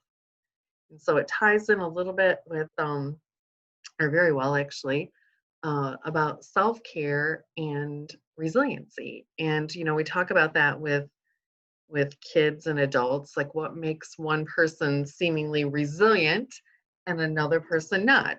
Seemingly two people can experience the same traumatic event, and one person is traumatized by it and the other person experienced the event as temporary and then moved on. And so we're talking a lot today about the importance of self-care. Obviously, practicing mindfulness helps us to be a little bit more in tune with how the food we eat makes us feel. Sometimes, we go to our what's called comfort foods, even though we know that our comfort foods actually make us feel worse in a couple of hours. So, noticing how we're choosing to fuel our body with food and water, and mindfulness practice makes us more in tune with physical movement that we enjoy. Some people love yoga, some people love running, some people like kayaking, some people like biking, some people just like hiking or walking, slow pace, fast pace, whatever it is for you is perfectly perfect for you. But as we practice that stillness, that mindfulness, we start to notice, wow, I really like stretching.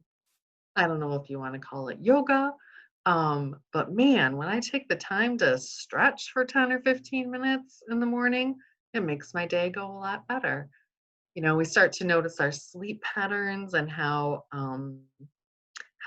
that is impacted by what we eat and if we're drinking enough water and if we have alcohol in our system. You just start to notice without judging, like, what makes me feel good, and why don't I do more of that?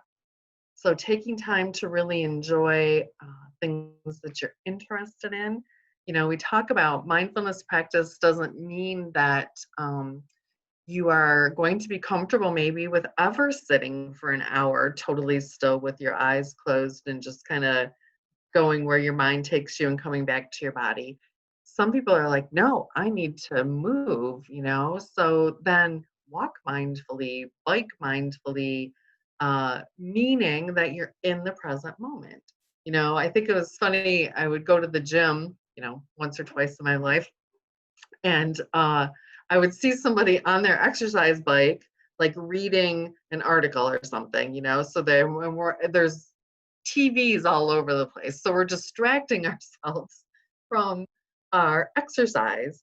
And oftentimes, what I like is walking, but sometimes I'll go through a whole walk and I won't even have noticed that the trees are changing color or how the wind felt on my skin or what smells I noticed. And sometimes I do. And those walks are more enjoyable when I decide I'm going to walk, but I'm going to notice what's around me and how it makes me feel.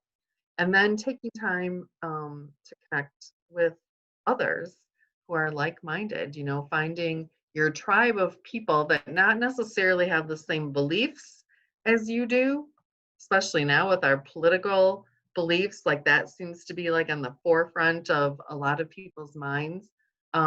What makes you feel good? Who do you want to hang out with because it makes you feel good? Like you feel better about yourself and not worse about yourself because you've spent time with that person or talking with that person or Zooming with them. And certainly taking time away for yourself. I kind of feel like COVID gave us this opportunity during our quarantine to be still. A lot of people are mourning the idea of going back to busyness, going back to getting up at 5 in the morning to work out so that they can go to work for a full day and then come home and be disconnected and distracted. And a lot of our students that are returning are certainly feeling that. They're not being lazy. They're like, man, I kind of liked it. Like Stacy said, I kind of liked having dinner with my mom and dad every night. So just kind of being aware of how time alone with yourself and stillness makes you feel. A lot of people are uncomfortable. And again, we go out and distract ourselves with events or people or things because we don't like noticing the things about ourselves. So to be resilient is to really tune into what's going on with your body and your mind, and practicing when we're at baseline, meaning when nothing is the matter. Funny, I was blessed to have a friend who has a pool, and the two of us were floating in her pool, and all the kids were gone. There was no distraction except for us, yabby, yabby, yabby, yabby, yabby, yabby, yabby, about everything out here. How are we going to go back to school? And blah, blah, blah, blah, blah, blah, blah, blah. And just like, yuck. And so it was like, we were both like, oh my gosh, here we are floating in a pool on a beautiful day. The sky is blue. There's a beautiful breeze, nice little clouds maybe just flittering by. You can hear the birds. You can hear children's laughter, like all these things that are beautiful, but we're caught up in this blah of this story that's not even happening right then. So we were able to kind of go back to Missy's diagram where it was like, okay, we've got the distraction. We're aware that this is just simply silly. Like, why don't we just float here, feel the sun, feel the water, appreciate the wind, and like allow ourselves to just have a great time. I remember, oh my goodness, you guys, the doctor who does all the trauma training, um, it'll come to me. Somebody will bring it up next time, and you guys who are watching this probably know. But she talks about like a kid can be in a fire, house can be on fire, and if a calm adult comes and removes that child from the fire is traumatic, but it's not necessarily traumatizing, because being in the presence of that calm adult, co-regulating with each other, feeling safe, even though this bad thing happened, and all these bad things are going to continue to happen in our lives as we age into different stages. But we don't have to be traumatized. But that same child can be removed from by a dysregulated adult who's experiencing all of their own dysregulation, and the child looks at them, or we look at the other adult in the situation, and it triggers that emotional response and that fight, flight, or freeze that we talked about earlier. So people who are resilient often are resilient because they experienced some sort of event, COVID or whatever it is that is out of our normal, and yet they were with somebody who helped them calm their physical state, so they can process through what happened without it sticking to them and traumatizing them and becoming part of their trauma story. So resilience is being very purposeful in our responses, and not stuck in our reaction to whatever the event is that's unfolding. So we referred to COVID as like the COVID wave, where emotions are coming and going and coming and going and changing and just like knocking us off of our feet. And you can wake up one morning and you're like, okay, today's going to be a good day. And by the time you get to the kitchen, like something has happened and you're like, no, today's going to be a bad day. And then something else happens, you're like, no, okay. And it's just constant right now. So I want you to try this activity with me. So try to get back into that relaxed state that you were in when Missy just led you through the breathing activity. So we're going to get in our mindful bodies and sit up straight and tall and shoulders back, and your feet flat on the floor if you're sitting, or if you're laying down, just don't have any parts of your body crossed. Your hands on your lap or down to your sides. You're going to focus in on your anchor breath today. So whatever feels good to you, you're going to take responsibility for where you put your attention, whether it's on your nose when you're breathing in, your throat or your chest, or your belly, and holding it out, keeping your eyes closed. We're going to use a little bit of our imagination. And one way of thinking about our emotions is to think of them like a body of water, like an ocean, or a lake, or a river. And so you imagine yourself in that body of water, the ocean, or a big lake, or river, or tiny lake, wherever that is for you in your mind. You picture it as flat and calm and blue and clear. And then you use your mind, and you can picture that same body of water as crashing and big waves, wind. It's all stirred up. It's not clear anymore. And just as an ocean or a body of water can change, so can our emotions.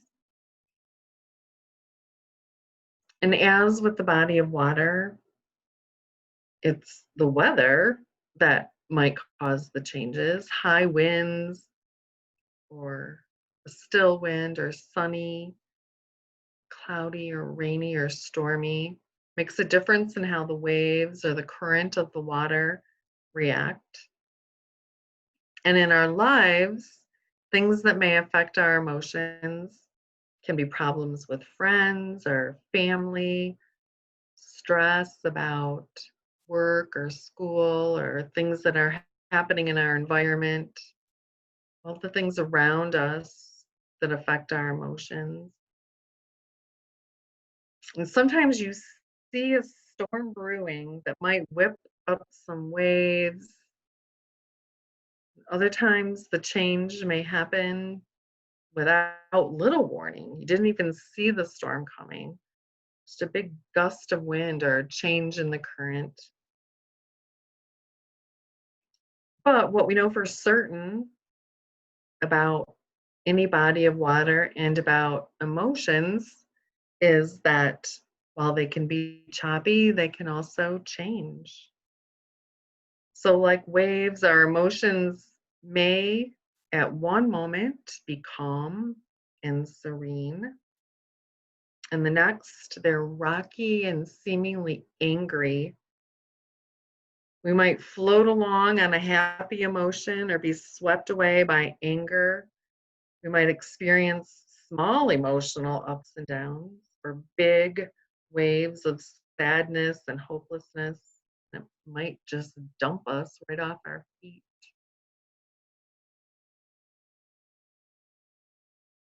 We can let our emotions push us around or move us along, and we can learn how to harness our emotions.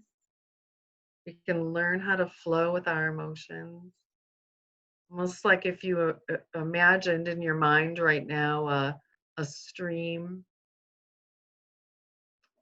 that's flowing clear and it's crisp and maybe a little cold, and you can see the rocky surface or maybe the plants on the surface. And it seems safe and welcoming. Then you go around the bend, and oh my goodness, there's rapids, and the water's having to swirl around the stones and some debris of leaves or sticks just getting caught up, and you hope that you don't go over there, and you're trying to move yourself into a different part of the river or the stream.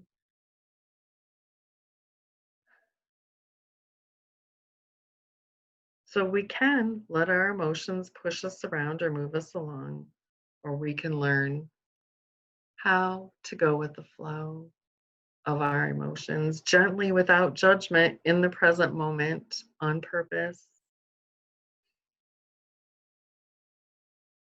We can learn how to float with our feelings, letting them wash over us, or how to surf with big feelings and not letting them crash over us.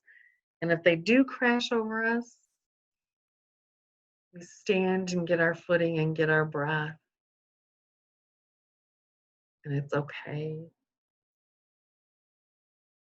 So we learn how to ride the waves of our emotions and not to be swept away by them,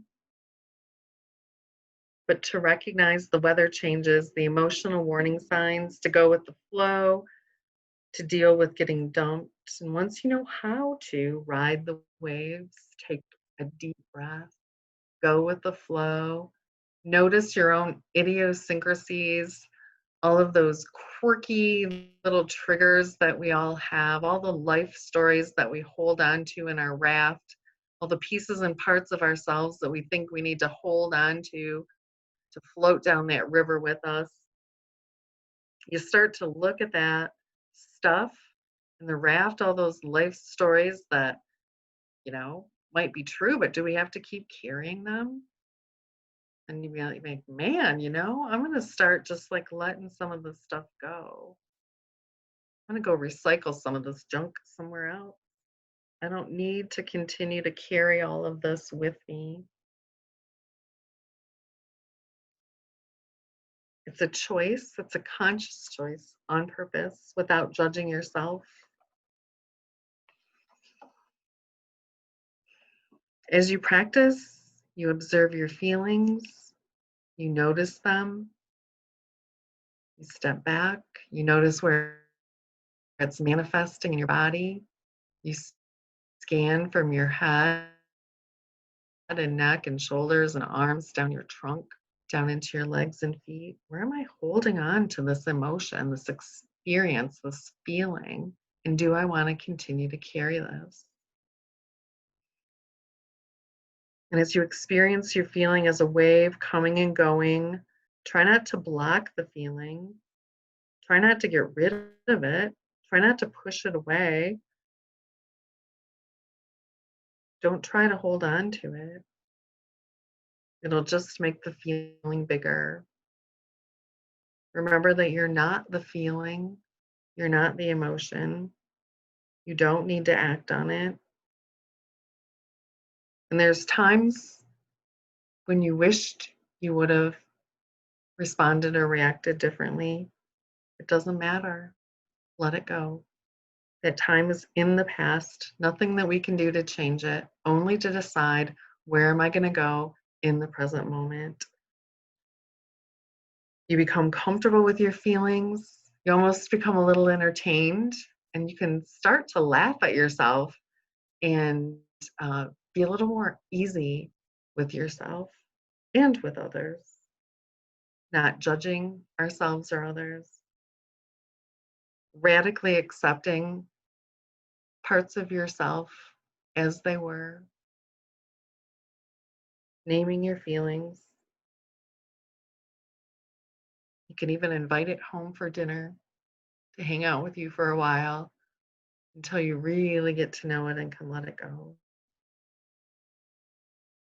Change can feel hard, but it's only hard if we tell ourselves, if we believe that other people have told us that change is hard.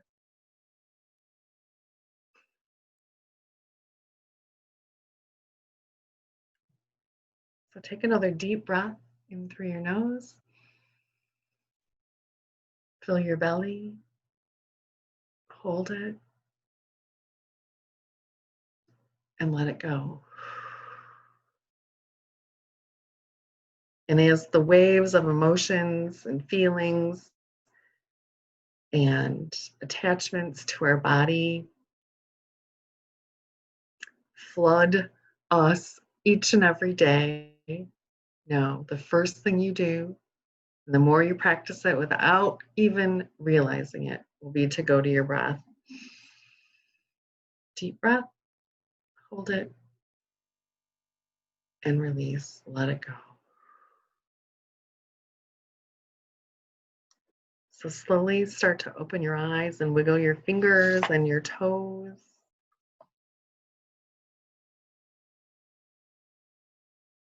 And then just take a second to reflect on what came up for you. Did you find the exercise uncomfortable, tedious, too long, too short? Were you able to relax? Were you able to tune in to where your body felt discomfort without judgment? So again, as Stacy said, if you're by yourself, go ahead and pause the video and write down some noticings as you get to know yourself. If you're with a group, you can do sticky notes. You can put it in the comment section. But part of mindfulness practice is starting to be okay with who you are, whatever you are, and being authentic with who you are, and not being afraid to explore those pieces and parts of yourself that don't serve you, that don't keep you healthy, and you increase your resilience to anything that's going to come up in the future.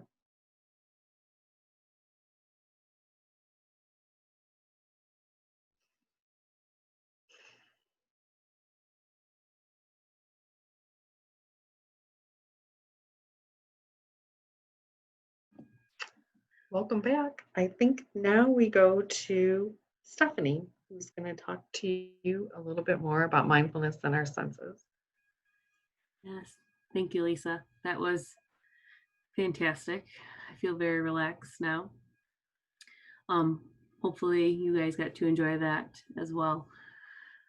So I wanted to talk a little bit about some more of our mindful being and the importance of our senses.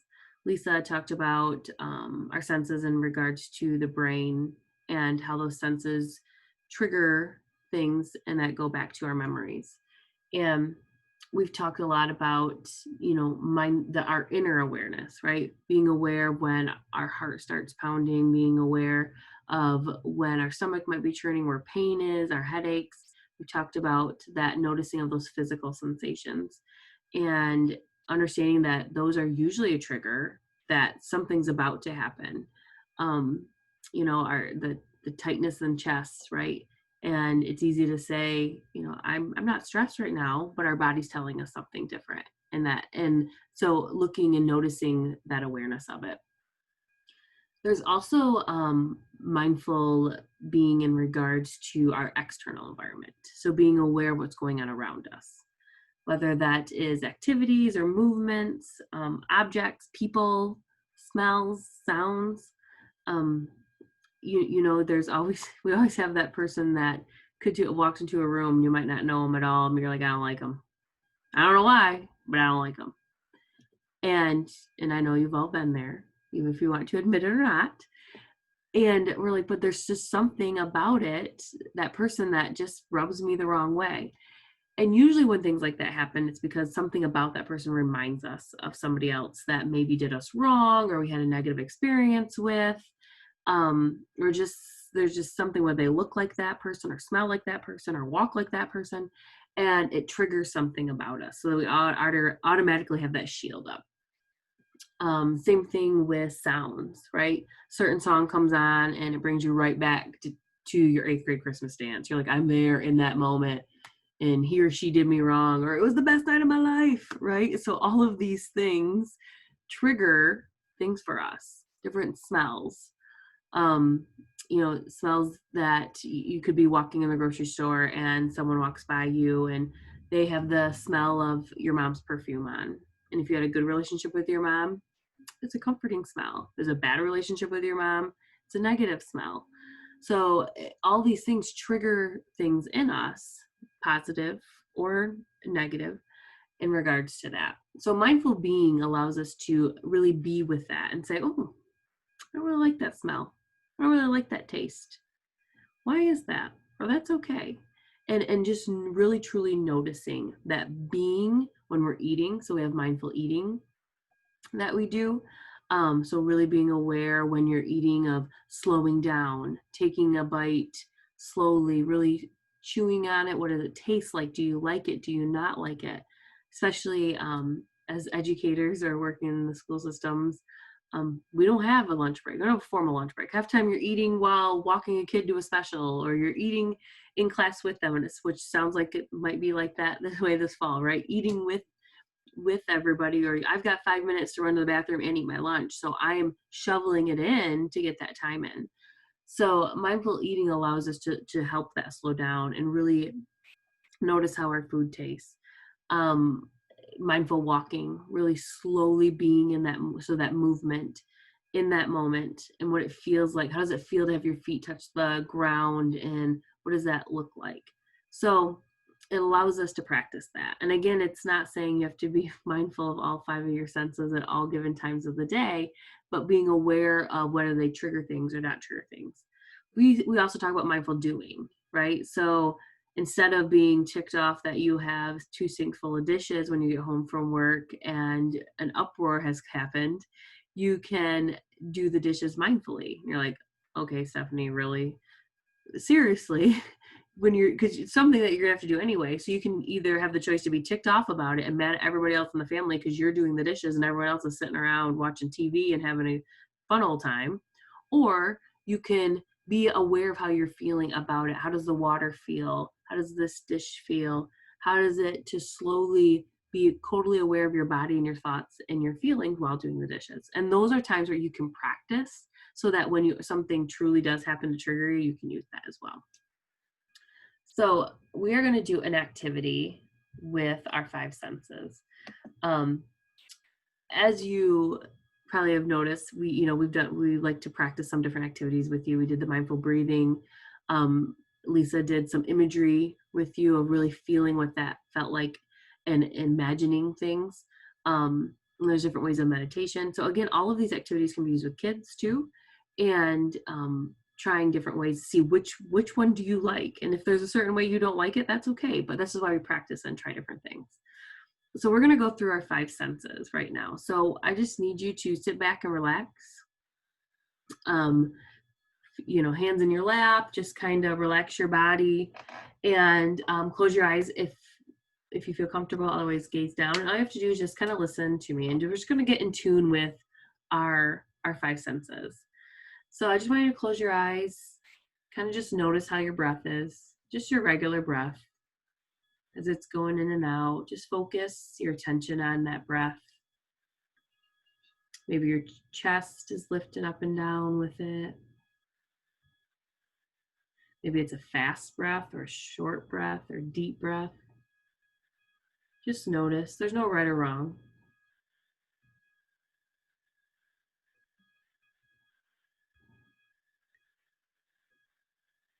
Now I want you to bring attention to what you hear.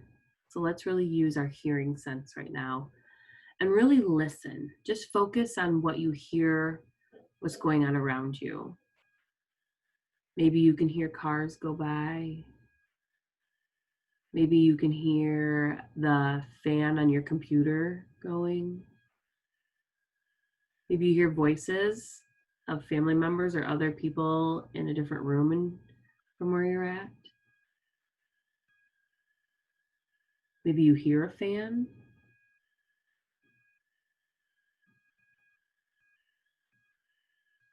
Maybe you hear birds chirping, or the walls cracking, adjusting. Is there a sound that you now hear that you didn't hear before, or you weren't aware of? Just notice what you're hearing. Do you like the sounds? Do you not like the sounds?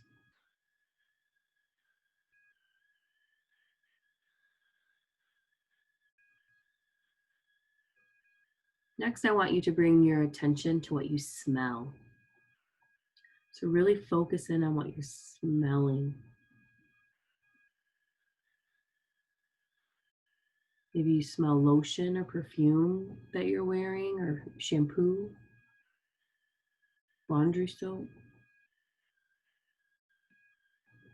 Maybe you smell some food that's nearby.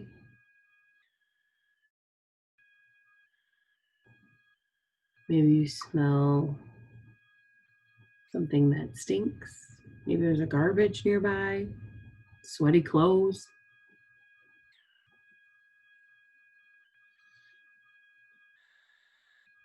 Do you like the smell? Do you not like the smell? Maybe you can't smell anything. Maybe you're like, I'm not getting a smell. That's okay. Just notice.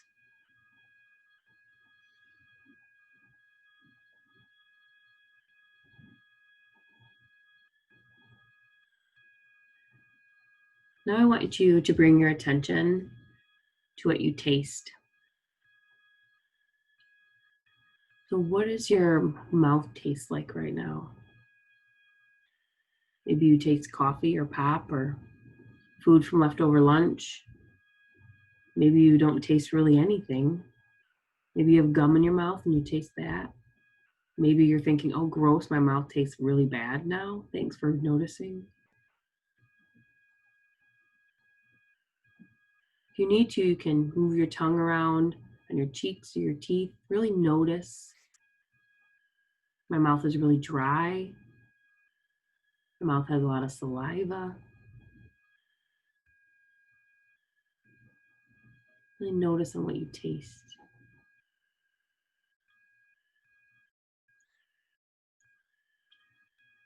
Now I want you to bring your attention to touch. Bring your awareness to how your body feels in the chair or the couch or the floor that you're sitting on. How's the back of your legs feel? Are your feet on the floor? Are they dangling? Is it comfortable? Is it not comfortable? Is your back up against the chair? What does that feel like? How do your clothes feel on you? Are your clothes tight? Are they loose? Are they comfortable? Do you like the material? Do they feel good? Do they not feel good? Do you have shoes on? Are your shoes tight? Do you not have shoes on? Do you feel a carpet or the floor?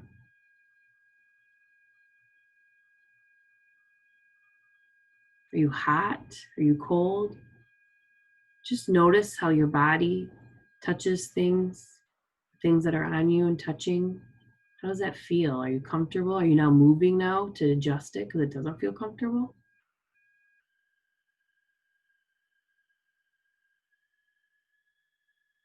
Maybe you're so comfortable that you're like afraid I'm going to fall asleep a little bit. I'm so comfortable. Just noticing. Next, I want you to open your eyes and look around the room that you're in. And we're going to use sight. What do you see? I want you to really focus on what you see around the room. Look at colors, patterns. Look at all areas of the room, pictures, decorations. Maybe it's empty room. Maybe there's nothing in the room. Maybe you see an imperfection in the painting, in the walls. Is there something in the room that is there that you never noticed before?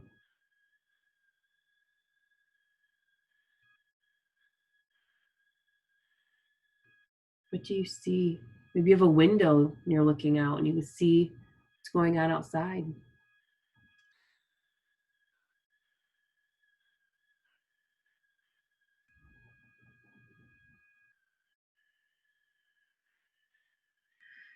I want you to bring your attention back to your breath.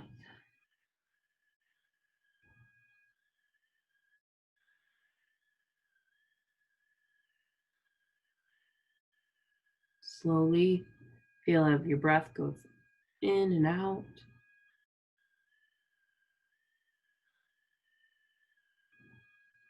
I want you to take a deep breath in through your nose. Hold it. Slowly breathe out.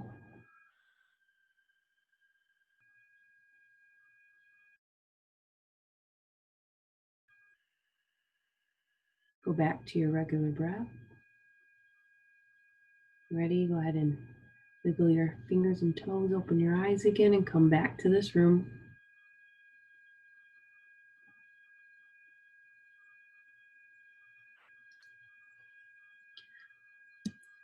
So again, it's another way of helping you focus your attention and noticing things.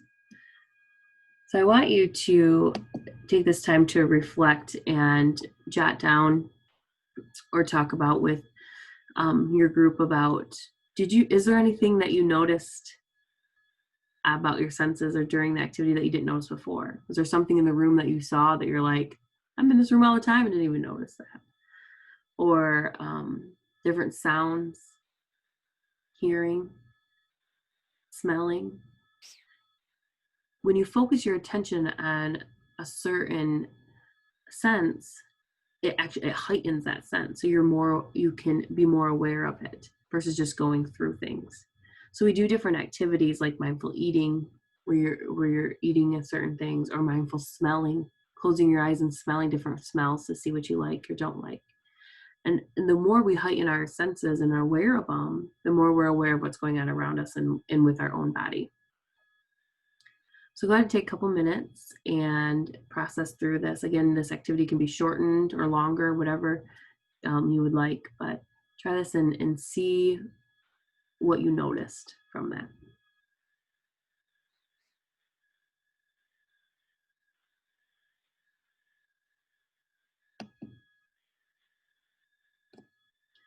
All right, welcome back.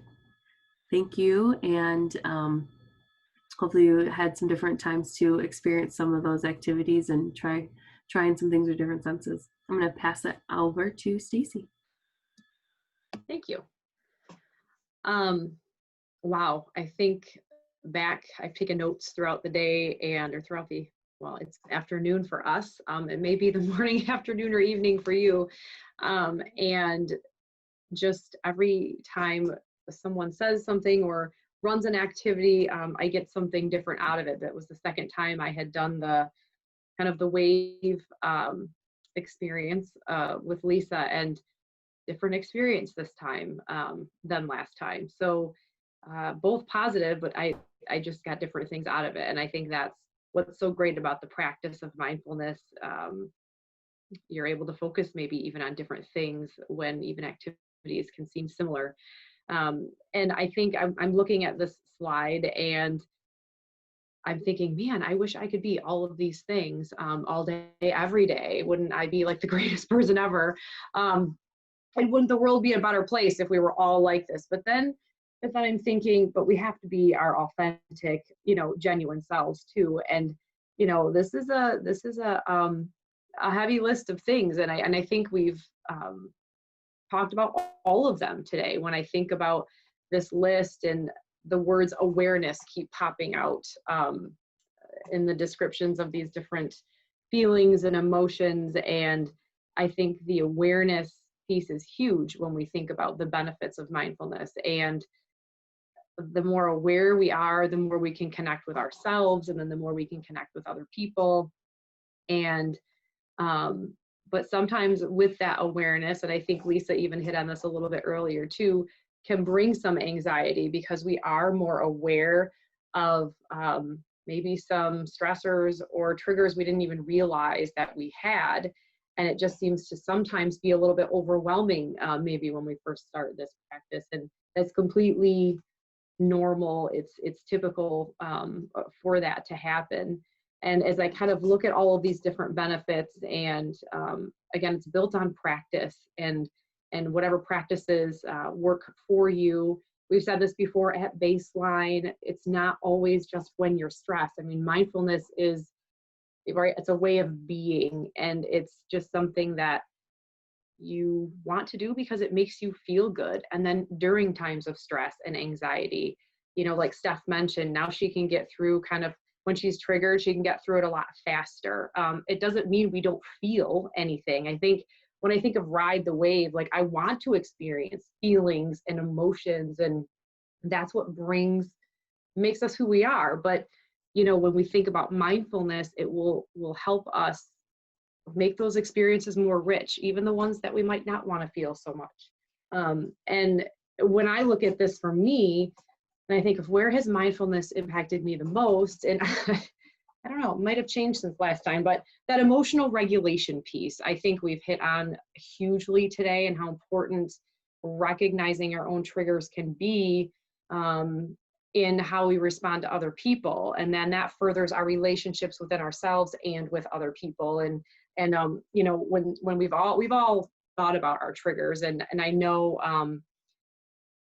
for me, this is where I found mindfulness the most even beneficial to my home life.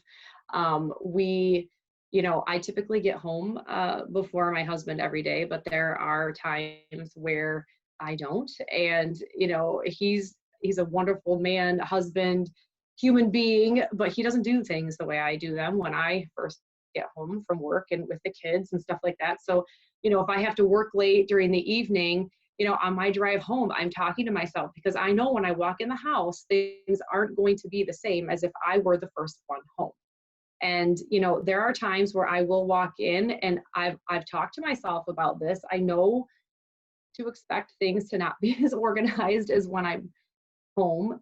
And sometimes I pick up the rope. Like, I'm aware that I'm triggered, and I continue on with that. And then things go awry and everybody's triggered because I'm like, what about this? Why is this towel on the floor? And why are the backpacks all over here? And why aren't they repacked for tomorrow? Blah, blah, blah.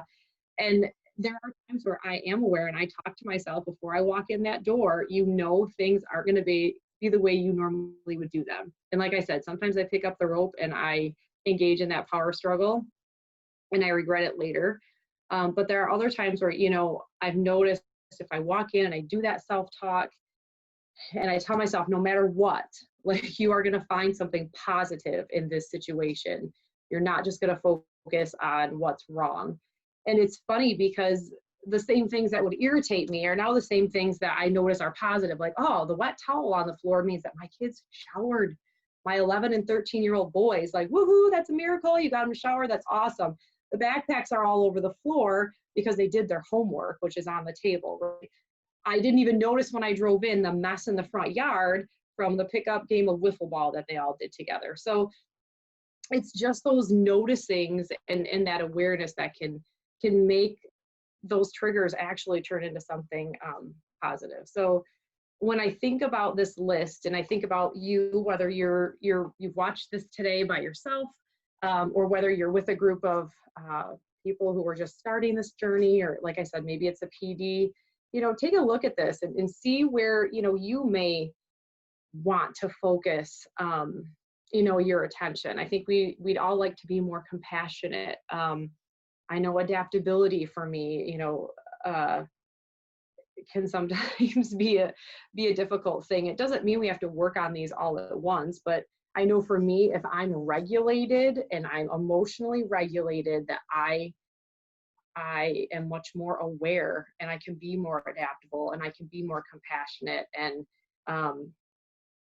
one of the things I didn't share earlier in my story is one of the things I love the most about mindfulness is the neuroscience behind it, which Lisa talked a lot about. And, those neurons that fire together, wire together. So the more you practice, the more these things are going to come naturally, or you're going to be more aware of the fact that maybe I'm not being so compassionate right now. And why, am I not able to be that way right now? And not judging yourself for that. Like when I do pick up the rope at home, trying not to judge myself for causing my house to be in an uproar, but realizing, the role that I played in that, and it doesn't ever excuse our behavior, but it just helps us understand a little bit more. And, again, the breathing, trying to summarize a lot of what we talked about today, it's always with you. You can always utilize it. And I think making sure we're practicing that breathing at baseline as well. And just, even if it's a couple minutes a day where you can find time,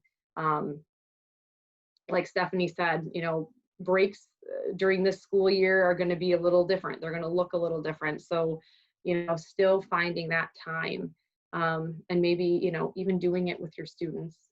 Okay to say, you know what, I'm feeling a little overwhelmed right now because of this. Why don't we try doing some of this together and modeling that for them, because, we're all in the same boat together and being in this school environment that's so different and feels and looks so different. So maybe take a few minutes, even either right now or, when we're done here, when the video is over, and just maybe think about, out of all of these benefits of mindfulness, which might be more important to you, or, what might you be aware of right now at this moment that you might want to focus on in your mindfulness practices and your mindfulness work. And if you don't get there, it takes you a while, that's okay too. If you don't find that 5 minutes one day, don't judge yourself, just try again the next day. So you can go to the next slide. When we talk about mindfulness, and I think this is the fun part, when we are more mindful of our own emotions and feelings, we are just more connected to not just other people, but our surroundings. Even talking about driving, like Steph said, I just get from point A to point B and I don't even know how I got there. We're obviously not connected to anything, but when you really pay attention to your surroundings, you're just more connected to the world, the universe, yourself, and allows you to be more connected to other people. And I think that's what we've probably been missing.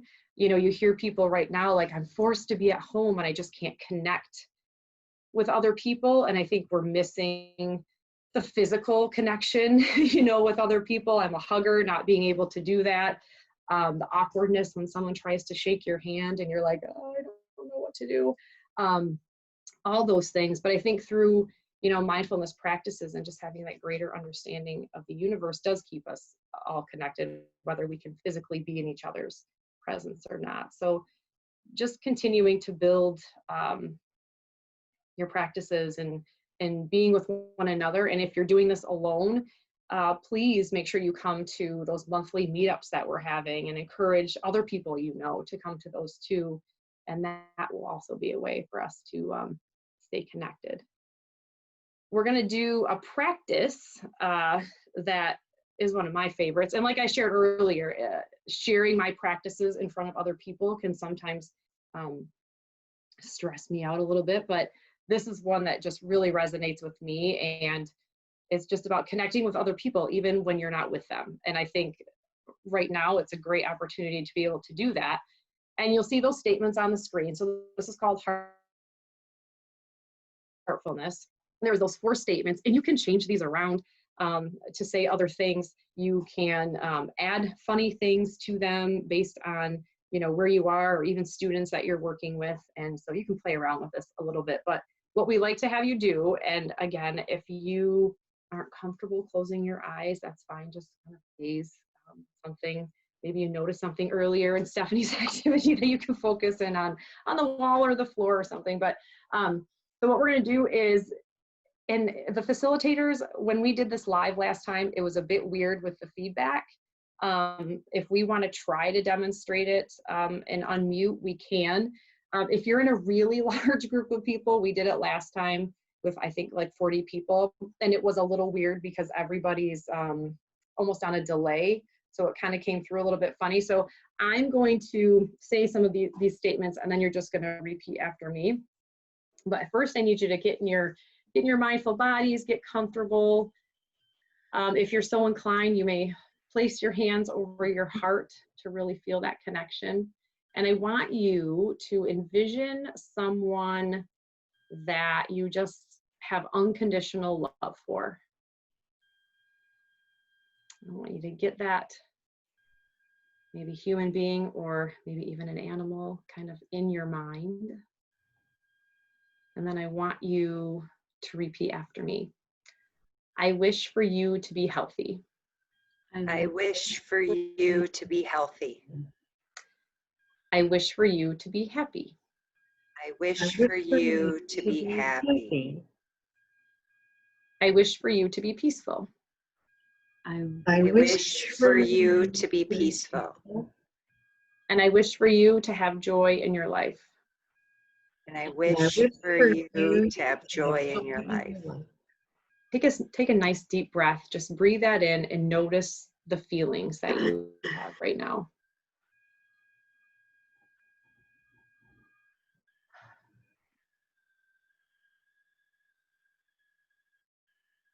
Now, continuing with your hands over your heart, I'd like you to think about maybe someone you're having a current struggle with. We've had a lot of things politically, Facebook, social media. You know, think about that person that maybe you've had to hide recently. And now we're going to send them some heartfulness. So repeat after me. I wish for you to be healthy. I wish for you to be healthy. I wish for you to be happy. I wish for you to be happy. I wish for you to be peaceful. I wish for you to be peaceful.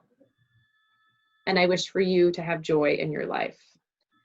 I wish for you to have joy in your life. Now breathe that in and notice those feelings as you send heartfulness out to that person.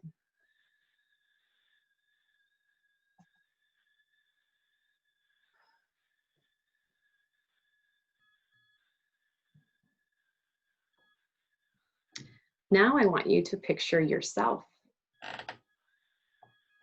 Give yourself permission to send yourself some heartfulness. I wish for me to be happy.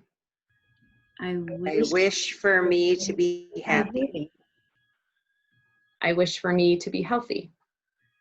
I wish for me to be healthy. I wish for me to be peaceful. I wish for me to be peaceful. And I wish for me to have joy in my life.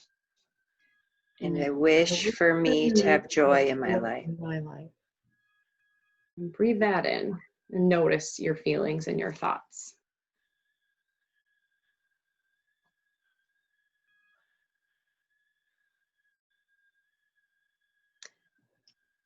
And go ahead and open your eyes. And we're going to send it out to all of you.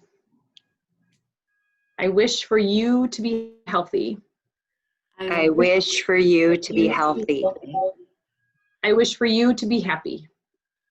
I wish for you to be happy. I wish for you to be peaceful. I wish for you to be peaceful. And I wish for you to have joy in your life. And I wish for you to have joy in your life. One last deep breath. Breathe that in.